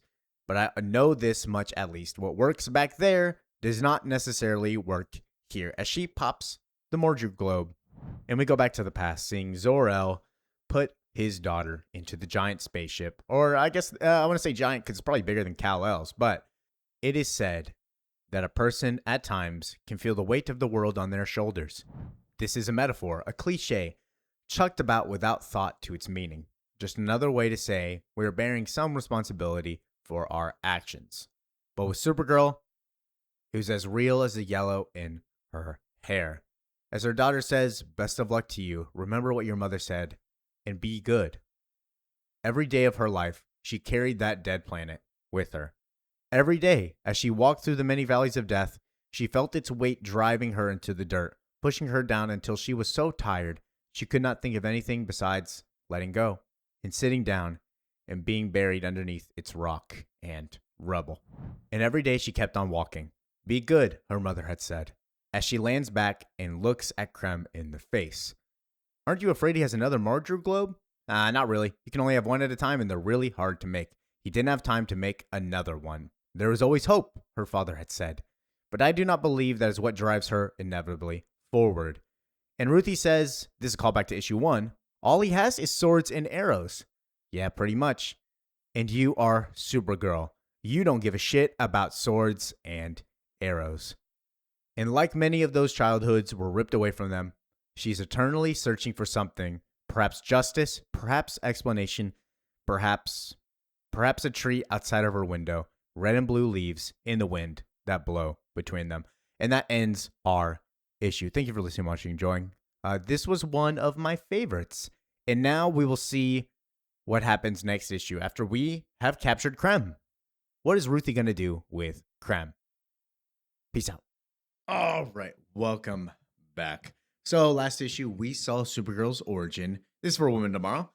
And this time, we captured Krem. So we're going to see the after effects of that. Make sure to like, comment, and subscribe because we're going to hop in the last 2 episodes coming out. The next section required a prodigious amount of research on my part, and hope you will appreciate that. For up to this moment, I've recounting my own observations from those many decades ago when I was young and still had in me some of that good fortune and fear that all young folk carry and hide from those who they say they know better. But really, just know they were once satisfied to dream and are now calcified into the lives of regret and sorrow. But now I must lead you beyond my experience. As we see Comet and also Ruthie here on the beach in a nice, beautiful land. Grabbing an apple, Ruthie's like, "Oh, I got it, it's mine." Ours. You know damn well what I meant. You think I'm not going to share with you? What kind of monster do you think I am? Her and Comet having some banter about this apple because they're both pretty hungry. And so Ruthie goes more about her previous life, telling Comet, "I had a pony dog growing up that was just like you. He was mine to keep, and I raised him with love, kindness, and care. to the point where my noble father would sometimes chastise me for spoiling the animal, saying I would make him fat and lazy in the long run. Well, I decided one day I'd done enough advice ignoring, and it'd be better for the beast if I cut him off from some of his bread and butter. Basically, I'm not going to give this guy all the luxuries. Don't get me wrong, I did not deny him any of his essential needs, and indeed well exceeded what any of my brothers would have provided. But still, when I approached his stable, he gave me a mighty whine and opened his eyes so wide you could swim in them. He had just the look of one who had been abused by the strap and could not take it any longer and begged for the torture to stop. I whispered to him all the things I'd been told about his health depending on my restraint and how his hunger was not my fault but indeed my gift. All the while I was petting him softly in a way I knew he preferred. But my words meant nothing, and his face continued to fall. Looking on him, a lump was in my throat and tears were in my eyes. See, the damn thing just didn't trust me, and I couldn't stand for that. The animal did not trust Ruthie anymore after she stopped giving it all the luxuries. It kind of resented her a little bit, even though she petted it nicely. Her taking away the food, making it fat and lazy, the animal just didn't love her anymore. And so that's why she's giving Comet an apple. And then we meet up with what has happened recently. We captured Creme of the Yellow Hills and fled to that pretty planet. The brigands are an evil people, but they have their own code of honor, and it dictates that one of them are taken, all of them will commit to a rescue. So as we flew, an army of brigands chased us aboard their infamous death ship, the Bonnie Prince Charlie. We managed a few weeks of tough travel until we came to what was known as Florinine, but has what's been rechristened Kara's Beach. On Florinine, Supergirl settled us into a narrow and sand-wiped cove that still remains to me wherever I am near a saltwater spring and I take in its particular odor. She said we could run to further into the power of the pirates and need to be tested against her own metal. This, of course, became the celebrated Battle of the Capes, which is the subject of a number of fine epic poems and quite a few shoddy ones as well. As an aside, I've always gagged at the now famous Dirkweezian couplet, the yellow of her hair, the red of her lip, the wreckage and ruin of every ship. A confrontation that, due to Supergirl's overprotection, I was not allowed to witness with my own eyes, and so must describe here based on others' accounts. We are going to see Supergirl versus the Brigands. Both of what she told me and what I have gathered since my vast readings on the subject, which has always interested me for obvious reasons. That ship is giant, but it's Supergirl versus all of the Brigand army. And she said, Ruthie and Comet are not coming. You guys are going to sit here safe. Because we reveal that Comet is here because Supergirl does not trust Ruthie. I mean, whatever she's currently facing in the sky, she'd be better off if she was doing it with you, a super horse. But instead, she leaves you here under the auspices of my fair protector. Now, I'm not saying I ain't grateful. I'm not even claiming to be so independent as to not require you, but I'm afraid I'm not stupid. I'm just saying all that is secondary, a ruse to you to hide her primary concern. For Supergirl, as you well know, is a shrewd thinker and knows the truth of each matter as well as I do. Creme of the Yellow Hills has yet to give us the secret to saving her pup, Crypto. But now, being here left alone with him, there's a question of whether I have the patience to wait for his information or whether I shall take full advantage of this opportunity to kill him. He is tied up onto like the palm tree thing. So she left Comet here because Ruthie is saying she doesn't trust her. She thinks Ruthie is going to slaughter Creme of the Yellow Hills before she's able to get the information that she needs out of him. I understand you may claim I am paranoid, so allow me to demonstrate Supergirl's trust in me. As it stands, in about 2 seconds, I will have Creme's head, as Comet says, no, you are not doing that. So she puts her sword away. Back with Supergirl and the Brigands, it is nothing but easy to assume that in any battle with a super whatever, be it man, girl, boy, horse, cat, dog, or monkey, an opponent armed with traditional weapons will fall soon enough. These super types, if the need arises, and it sometimes does, are capable of hauling stars from one solar system to another. Rumor has it that they are faster than a speeding bullet, stronger than a locomotive, and able to leap tall buildings in a single bound. Be honest, how many bounds does it take you? And so this story of Supergirl fighting a bunch of brigands and their fancy guns seems boring from the start. There's no risk in the thing. Supergirl versus a bunch of regular dudes? That's not that fun. It's just a matter of waiting for power to manifest itself and for good to triumph over evil. So I understand your frustration, given the self evident outcome. What is even the point of continuing on the topic? Well, the truth is, and this is something you learn through a long and fitful life, no one has a monopoly on power. If the need arises and a super person is not in the vicinity, there are other ways to haul stars from here to there. Basically, saying there might be super people that can do it easier, but that does not mean it's not possible for the normal man. The normal man with enough power and resources is stronger than a super powered person. There are faster bullets, stronger locomotives, taller buildings. It is a universe of wonders and mysteries, and being born under one sun and raised under another does not mean you have mastered its limits. Others have been here long before, and others will be here long after. They have struggled. They have also persevered. They too can fight. As we see her getting blasted with just multiple shots. So, what's the point of continuing? Well, this is the question of a fool who has never hit a man in the face, knowing that one hit won't do it. And the next thing that's going to happen is that that man's going to hit you right back as hard as he can, too. And you will taste your own blood before the day is ended. And so, back to Ruthie and Krem. He is gagged up onto the palm beach tree. And she says, am I allowed to talk with the man? You know, like, absent of the intimidation of Supergirl, maybe he will confess his sins. Maybe he will tell me everything they need. Opportunity may indeed be knocking, and I have a responsibility to answer that door. What harm can be done? Comment. Are you not here? Are you not a skilled warrior also? I'm a young child, out of her depth. Basically just saying, let me talk to him. Let me talk to him. It's okay. Nothing's going to go wrong because I'm not going to kill him. And if I want to, you're here. Maybe he wants water, but what would Supergirl do? Do you think she would just let him sit here, or do you think they would help him? And so Comet makes a little like gesture, and she says, well, thank you. You are a super horse in more ways than one. Meaning you can take off his mask, it's okay. And so she does. And Krem is like, you're that girl from the rock farm? And so she, of course, plays with him because he's at her mercy right now. It is Othan, leader of the brigands, here to rescue you from your current misery. Forgive the change in voice, but Supergirl has ripped the dear pearls from my groin. How I miss them so. And so Krem takes some shots at her, and she's like, oh, you... I would think being tied and beaten would provoke a modicum of humility. And so she brings her sword out, and Comet yells at her, oh, swallow your oats, I'm not going to do anything. She puts it back. And then Supergirl, getting a barrage of just giant weapon and artillery, flies through space.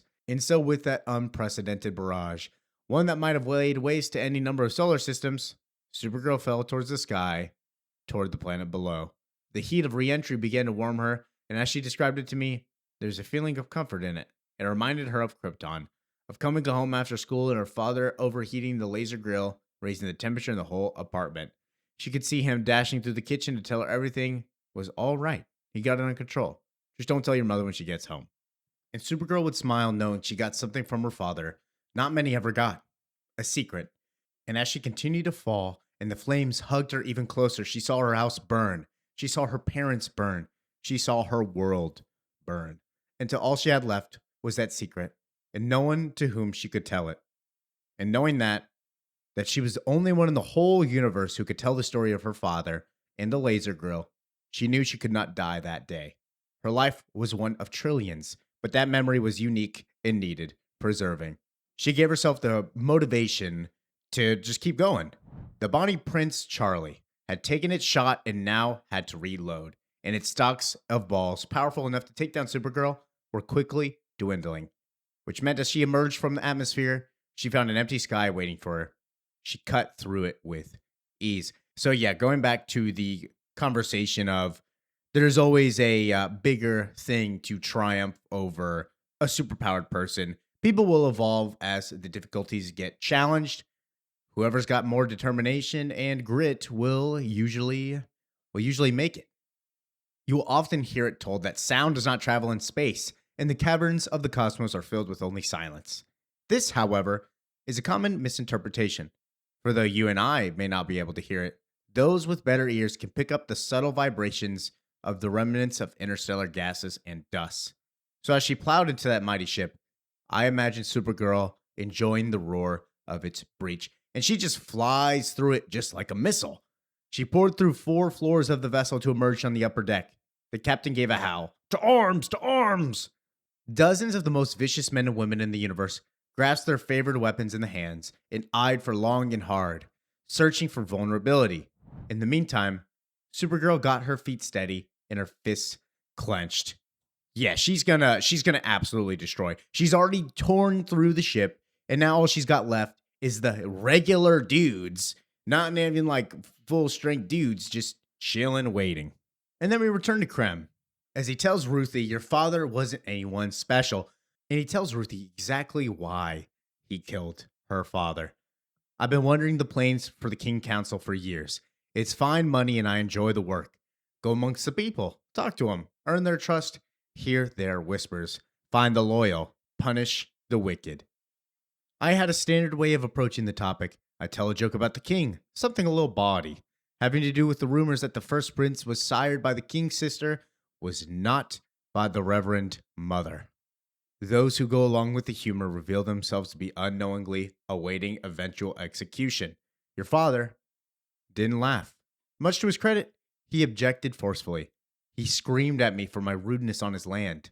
He did not like the content or the context and asked me to immediately apologize for the blasphemy and walk away from the home of his family. So her dad should have passed. He was a loyal, talked good of the king. But why did he die? I stood there looking at this small man, this farmer of rocks, screaming on at me about his service to the king and my betrayal of our sacred nation. Him making demands of me, knowing nothing of my life, my sacrifices for my king, my duty so often served. I wasn't on that field anymore. Instead, I saw him in my mind's eye, years after this, bending down day after day, clearing fields of their hard seeds, and all the while imagining himself my better, because he didn't like a joke I told. I was lost in his vision, and when I found my way out, my sword was in his gut. Basically, he killed her father because he believed that her father thought that he was better than him just because his loyalty to the king. A man that would slave away day by day, doing the same gratuitous thing with a family, loyal to the king, thought that he was better than Krem, who would be a rich person going from town to town, killing people, looking for betrayal. And that pissed off Krem so much that he killed him. So her dad wasn't even supposed to die according to the guidelines. But he tells Ruthie, "So how can you be angry with me, girl? I came to your homestead to find the loyal and the wicked. And I do believe I succeeded." Krem did fulfill his duty because Krem was the wicked and her father was the loyal. And then we go back to Supergirl fighting on the ship. Supergirl encountered hundreds of battle-forged warriors, men from every corner of the universe who spent all their years enjoying the fight and kill of war. The swords cutting at her had cut through inhumorous civilizations. The guns aimed at her had been put to the heads of legions of innocents. Now understand, the brigands did not slaughter their way throughout galaxy without fair resistance. The best and the brightest of 1,000 worlds had taken up their gauntlet and dared them to the field of combat. These men are trained fighters, which against Supergirl doesn't mean everything, as we see her punching, blasting them through, taking them down one by one, taking bullets. And there those brave challengers were defeated. And there they fell to their knees and begged for the safety of their loved ones. And there they were denied any such mercy. We are the powerful. You are the powerless. Your world is now our world. I told her once that she, who lost everything to Holocaust, must so hate these brigands who bring genocide with a smile. She considered this. I am Supergirl, and I don't hate anyone. She smiled politely, and she moved on. And I learned then that up can be down and right can be wrong, and a lie told well can be true and good. And we see Supergirl finally get taken down by the brigands, electrocuting her, grabbing her with cables going through her body.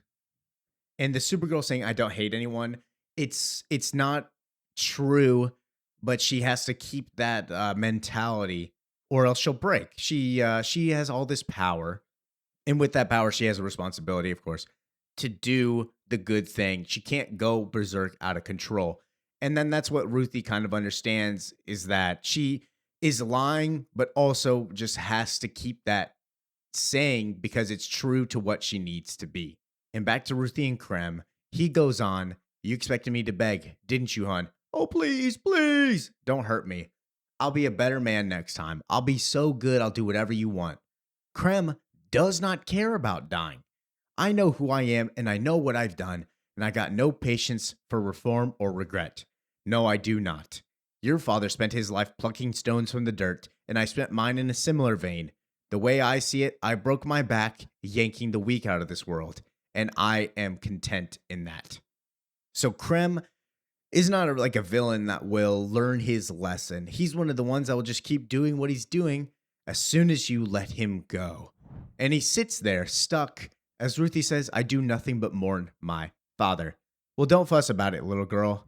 And so he continuously taunts her after she's like, what does a girl have to do with anything? "Well, girls are needy. You need love, dolls, and fathers. It makes you delicate. It's not your fault. It's just who you are." And so she says, "Well, you're tied to a tree, so I think you need some more things than I do." "Oh, no, no, no, no, no." And he knows what the Brigands' deal was. They talked about at the beginning of this issue. They will not stop trying to get to Krem. As he goes on, "Above me is the most ruthless and powerful company of outlaws in the universe, and they are dedicated to securing my freedom. And if they do fail, well, you're giving me to Supergirl. That lady is ever forgiving. She's not going to kill anybody. So you see, child, I don't need anything besides time because I'm going to be let go eventually." And going back to the Brigands, they hold a gun up to Supergirl. She'd taken on a barrage that would have brought galaxies down. She'd fallen and risen again. She crashed into the greatest mercenaries in the universe. And she lost. They had acquired a small amount of kryptonite for such an occasion, enough for the chains and one bullet. Kryptonite is rare, but the rich can find the rare. Is it rare? I'm sure it's rare out in space, but on Earth, that thing's everywhere. We even saw red kryptonite pills earlier in the run. Anyways, and so on the deck of the Bonnie Prince Charlie, above a utopian planet, Supergirl found herself chained and on the brink of demise. And the captain says, "Whoa." Supergirl is begging as she goes, "No, please, please don't." She's not talking to them, but they don't know that, and they're just celebrating her pleas. As she goes on, "You hear me. I'll be fine. She needs you." She's talking to Comet. Yeah, she's not talking to these people, and then that's what they don't understand as they look up and they're like, "Wait, what? What do you mean? Who are you talking to?" Here's the thing about Supergirl. Something often misunderstood when scholars now compare her to the other heroes of her era, the Golden Age. Her power was great, greater than you could imagine. But it's not just measured in terms of the pull of her muscle, the cool of her breath, and the heat of her eyes. No, her power also derived from a whole life dedicated to kindness. From day after day defending others from the wicked, and hereby earning their loyalty, so that she did not often walk alone. And Comet is seriously considering going because Comet is in love with Supergirl. And so as the captain goes, "Comet?" and he hears it as he knows. Oh God, I'm keeping that in, but that's awful. As Ruthie gets startled and is like, what's going on? "That does not sound like a well animal. Did he break a leg? Do you require assistance in putting him down? I will volunteer." And Comet is just getting frustrated trying to leave. He wants to leave, but he knows that his duty is to help Ruthie. And so she gives him permission. "Is it Supergirl? She's in that much trouble. You got to go get up there and help her. Don't stay for me. Don't make her trouble mine. You think that's what she wants? I got enough death on my hands. She's going to put that burden on me, not Supergirl. Go get her, horse. You hear me? Go get her." And so she promises to Pegasus that she's not going to do anything about Krem. She's just going to sit there and watch him. And she even says that she swears on her father's grave, "I will not violate that trust." And so Comet leaves because I said enough to convince him, and he backed away. He took to the sky, leaving me with Krem of the Yellow Hills, the dastardly king Saget who had killed my honored father on his own land. I traveled the stars searching for this dullard, and now there was nothing left between us besides the word I'd given to a horse. Have you ever lied to a horse before? If you ain't had that experience, I do have some obligation to warn you. It can guilt you into something awful, but you get over it soon enough. So she lied to Comet just to get him to go so that she can take Krem's life. And we'll see that next issue. Thank you for listening, watching, and enjoying Supergirl finale next time. Peace out. All right, welcome back. Supergirl Woman of Tomorrow, issue 8. This is the finale. And honestly, the thumbnail is probably going to be just the cover because that is beautiful. I love this cover. This is probably one of my favorite covers, at least for this run. It's a good one. So to recap, Supergirl is fighting the brigands above on the ship, and Comet is going to save her, as Ruthie promised not to kill Krem, and she lied. So let's hop in, as Krem is sitting there stuck to the tree with Ruthie having a sword on his neck. And he says, "Do it. Hell, enjoy it, because you won't have much joy after. So you might as well. When the brigands come to avenge me, you can cling to this moment," as they hold the kryptonite gun up to Supergirl. "And I know you'll run, and they'll look for you like you looked for me. They're not as good as you. It's possible that they might not even find you. Though they know where I'm from, probably the first place that they'll look. And they'll get to your family on that rock farm. Ask them some firm questions in an impolite manner. Supergirl can't protect everyone forever. Blood will come." Basically saying, just kill me, because if you do it, either way, you're going to die. Either the brigands will kill you after they kill Supergirl, or they'll kill you and find you after you kill me. So take your shot. And Ruthie says, "You're just a snake, nothing more than that." As we see Comet land and help Supergirl against her wishes. And Krem goes on, "Have it the way you prefer. There is no more talk, snake or otherwise." And Ruthie says, "That's not fair. I've been criticizing you these many months for killing my faithful father when he was unready and unarmed." And she goes on, "I realize that there is a moral ocean between you and him, but you don't make it all right for me to do just slice you open like a pig. And yet here I am doing just the same as you have done. I am a soldier at war with you, not an executioner passing judgment." So as Comet is hit by the kryptonite bullet, we see him transform from his horse form to human. And meanwhile, we see Ruthie cutting up Krem, planning on giving him a fair fight just because she says that she's better than Krem. She wants to do it better than Krem because he is an evil man for killing her father with no weapon, no chance. "My father raised me with manners, and I shall practice them. I do believe it's more proper that you face your final moments on equal footing with your accuser. This will be done as it has always been done. Thus, when gentleman death comes for you, you may bow your head and point toward your killer and say in all honesty, I have met my better, and this is her." As Comet collapses down to the ground, they use their one kryptonite bullet on him. And Krem's like, "Oh, you know what? Fair fight. I'm fine with that. You have a blade, me with my hands. I think we're good." And Ruthie goes on, "You are a man of many years in battles, a king sergeant trained in the profound arts of combat and swordplay. And I am a girl, plain raised. Now, as I am saying it, I indeed hear the legitimacy of your objection. I suppose I do see how that is quite inequitable." Basically saying your combat experience puts you way further above a little girl like me with none. As Supergirl, in the background, is full of rage seeing Comet get shot and just destroys the chains wrapped around her, unleashing fury. And Ruthie puts the sword in between them. "Have we not waited long enough, Krem of the Yellow Hills? Is it not our time now?" And so they duel. "I traveled the stars in the company of the universe's paramount warrior. Throughout that time, I've kept my eyes open and learned much." Krem mistakenly jumps to reach for the sword, while Ruthie sprints towards it and cracks him in the face. For instance, an opponent robbed of their feet is worthless as the loss of a weapon. All the more so if you can deprive them of their sight. Once a weakness has been exploited, do not hesitate to keep exploiting it until your opponent has come up with a proper defense, however long that might take. Basically, while he's on the ground, she's just going to keep kicking him in the fucking face over and over again until he finally prevails. That said, he still had his own advantages, by which I mean he was large and I was small. But size and power do not dictate the outcomes of conflict, as he grabs the sword and slices down, missing, hitting the sand. Battles are not won by measuring sticks and scales. No, at some point, flesh must meet flesh. Only then can we determine what matters and what does not. As she gives him another swift kick into the face. For instance, doesn't matter his current girth, you can kick a man enough in the face, he starts to lose a sense of the up and down of things. Only reality he can understand is that he doesn't want to be kicked in the face anymore. But I am not a cruel person by instinct, though I will get there if you let me. On this occasion, I had some measure of pity and stopped with the booting. So instead, I took his forearm in my teeth and began to clamp down. At first, there was some resistance from the skin and bone, but eventually I got through enough to get the effect I so hungrily sought out. And blood seeps from his arm.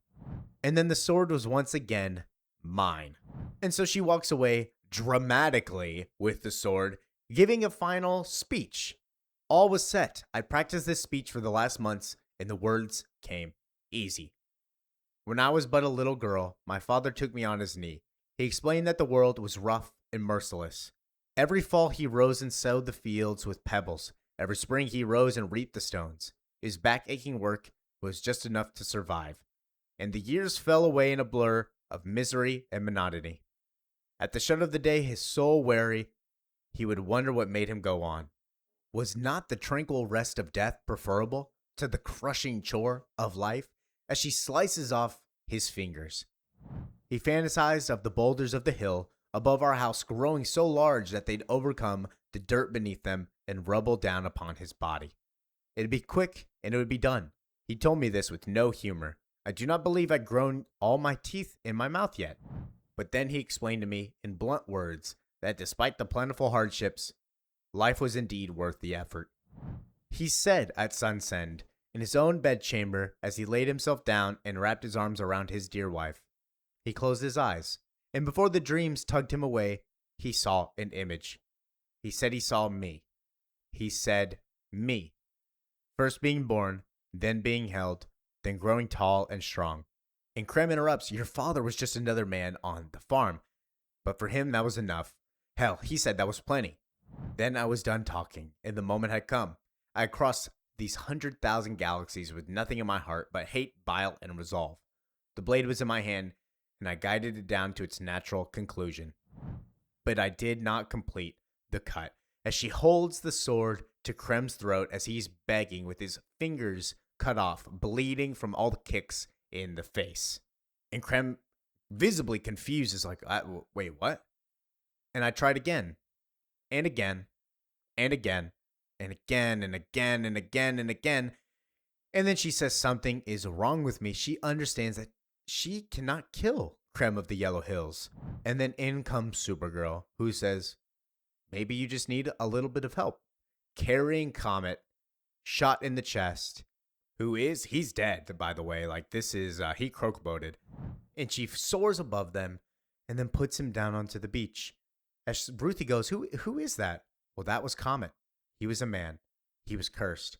To be in the body of a horse, it's very complicated, but he didn't like to tell people about it, but he only told me because he loved me. And it doesn't matter. It's complicated, but I knew.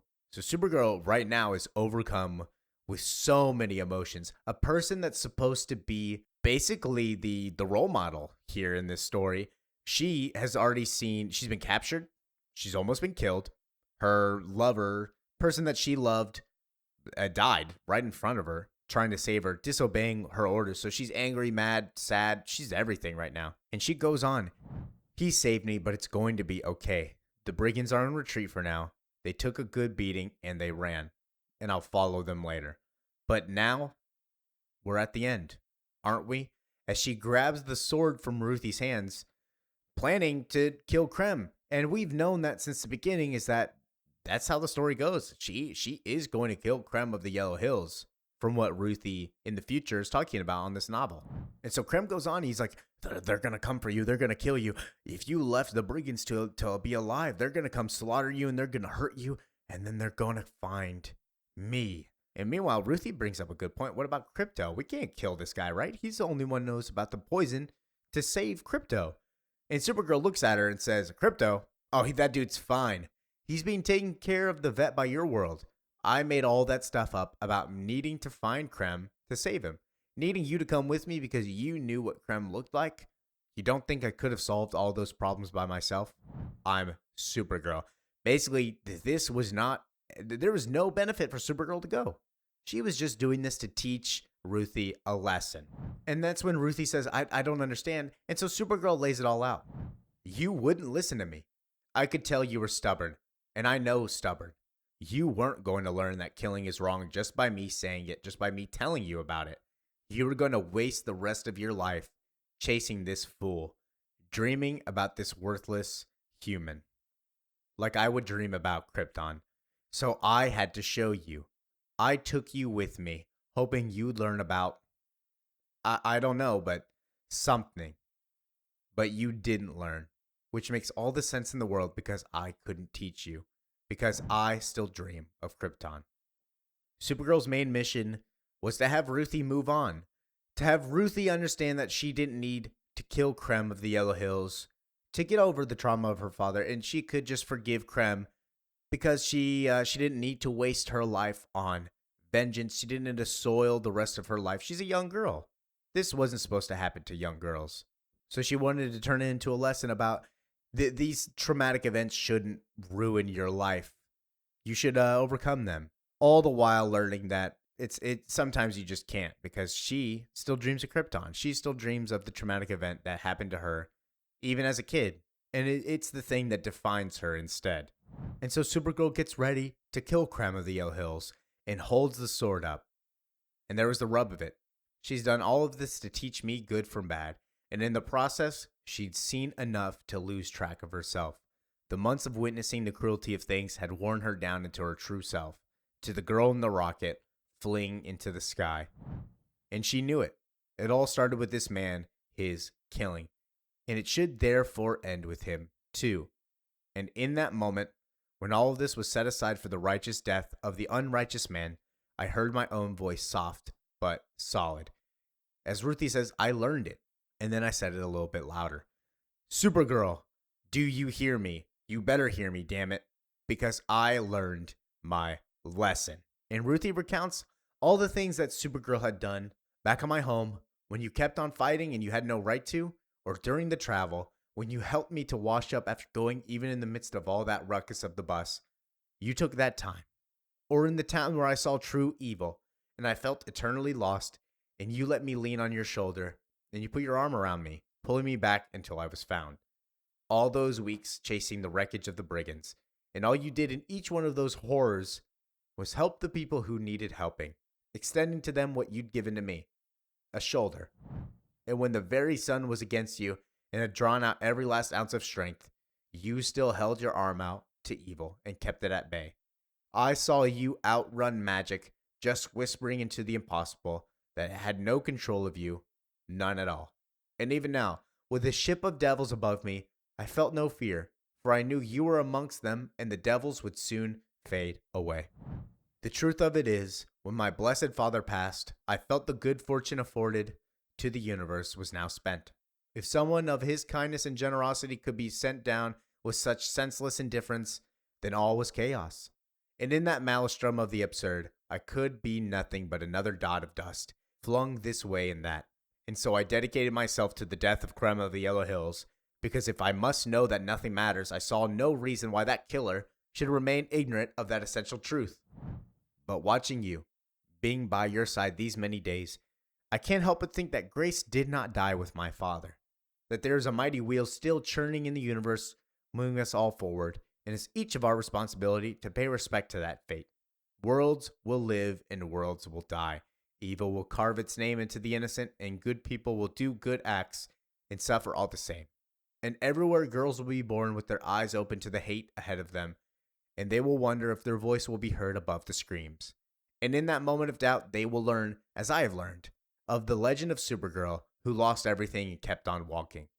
Then they will settle themselves content in their power, knowing someone out there has survived the storm, that tomorrow when Mouse will make its attempt and help is begged from the heavens, there is a woman waiting. And so Ruthie goes up to Supergirl and says, I too had the sword above him, but I could not bring myself to his wretchedness. For as you know, as I whatever dreams we may have, enough killing has been done. As she puts her hand down. Come now, the hours move quickly. Let us away and find punishment for this man, a grave for your horse, and company with your pup. And Supergirl, putting the sword down, looks at Ruthie and says the same thing that Ruthie said in issue 3 or 4. It's too big, and we're too small. They both learn something from this encounter. As we meet with somebody on a farm, an older woman. Excuse me. What is it? It's not even sunlight. A woman can't rest. In my experience, dear Ruthie, I do not believe she ever can. This older woman on the porch is Ruthie. The years have gone by, and we see Supergirl in a new suit, new haircut, with Crypto alive. And she goes up to Ruthie and says, where do you want to do it? Well, there's a field not that far from here. That'd be a proper place, I think. Where it started? And so the question is, what was the thing that they need to do now? What are they setting up for? And Ruthie tells Supergirl, you know as well as I do, there ain't no start or stop to things. There's just room. And then Supergirl and her walk through the field. And she says, I did like your book. And we learn that this was a fictitious fiddle faddle. That some of the story did happen. The parts that we witnessed while reading did indeed happen. But some of it that we did not see did not. Like the death of Krem of the Yellow Hills. He was not murdered by Supergirl like Ruthie put in that book. And we learn that she wrote that book, 1, to spread the goodness of Supergirl, and 2, to make sure the brigands didn't come for her. To make sure that they targeted Supergirl instead of Ruthie. And so we see what happened to Krem is that he is locked up. So where is he locked up at? Well, he is in the Phantom Zone. The warden said that the first 100 years or so, he was very abrasive, screaming on and on about his trial and what was fair. The second 100, he seemed calm. He evaluated. He got to know all of his victims like he really broke with regret. The last 100 years, he'd been ideal, working hard at making up for what he had done, like he had a different heart, like he was a different man, a better man. And so she releases him from the Phantom Zone prison. Just goes to show that there is always hope, that people are able to change. And Ruthie says, by the gods, maybe he has changed, but you ain't so sure. As Krem appears onto the ground, very elder man after being in the Phantom Zone for 300 years. Krem of the Yellow Hills, you served your time, you worked on your soul, and you're home. You are free. And we see that Krem has indeed changed. Oh, thank you, Supergirl. Supergirl, I owe it to you. I was gone. I was lost among, and you came and saved me. Thank you. Ruthie, Mary, Noel. I have thought of nothing but you and your father. I apologize. Forgive me. Please, I beg of you, forgive me. And so what does Ruthie do? Instead of saying anything, there is no forgiveness. And she just bonks him on the head. And they go on about their day. It's too big, she said, and we're too small.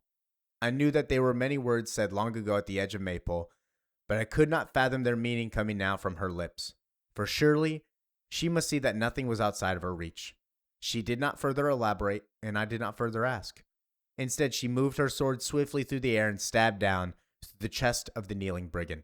And after it was done, she returned the bloody blade to my hand. And that is where I shall end this long story of Ruthie, Supergirl, and Krem of the Yellow Hills. That's what she told in the book, is that Krem of the Yellow Hills was killed by Supergirl. Instead, his punishment was actually just not being forgiven by Ruthie.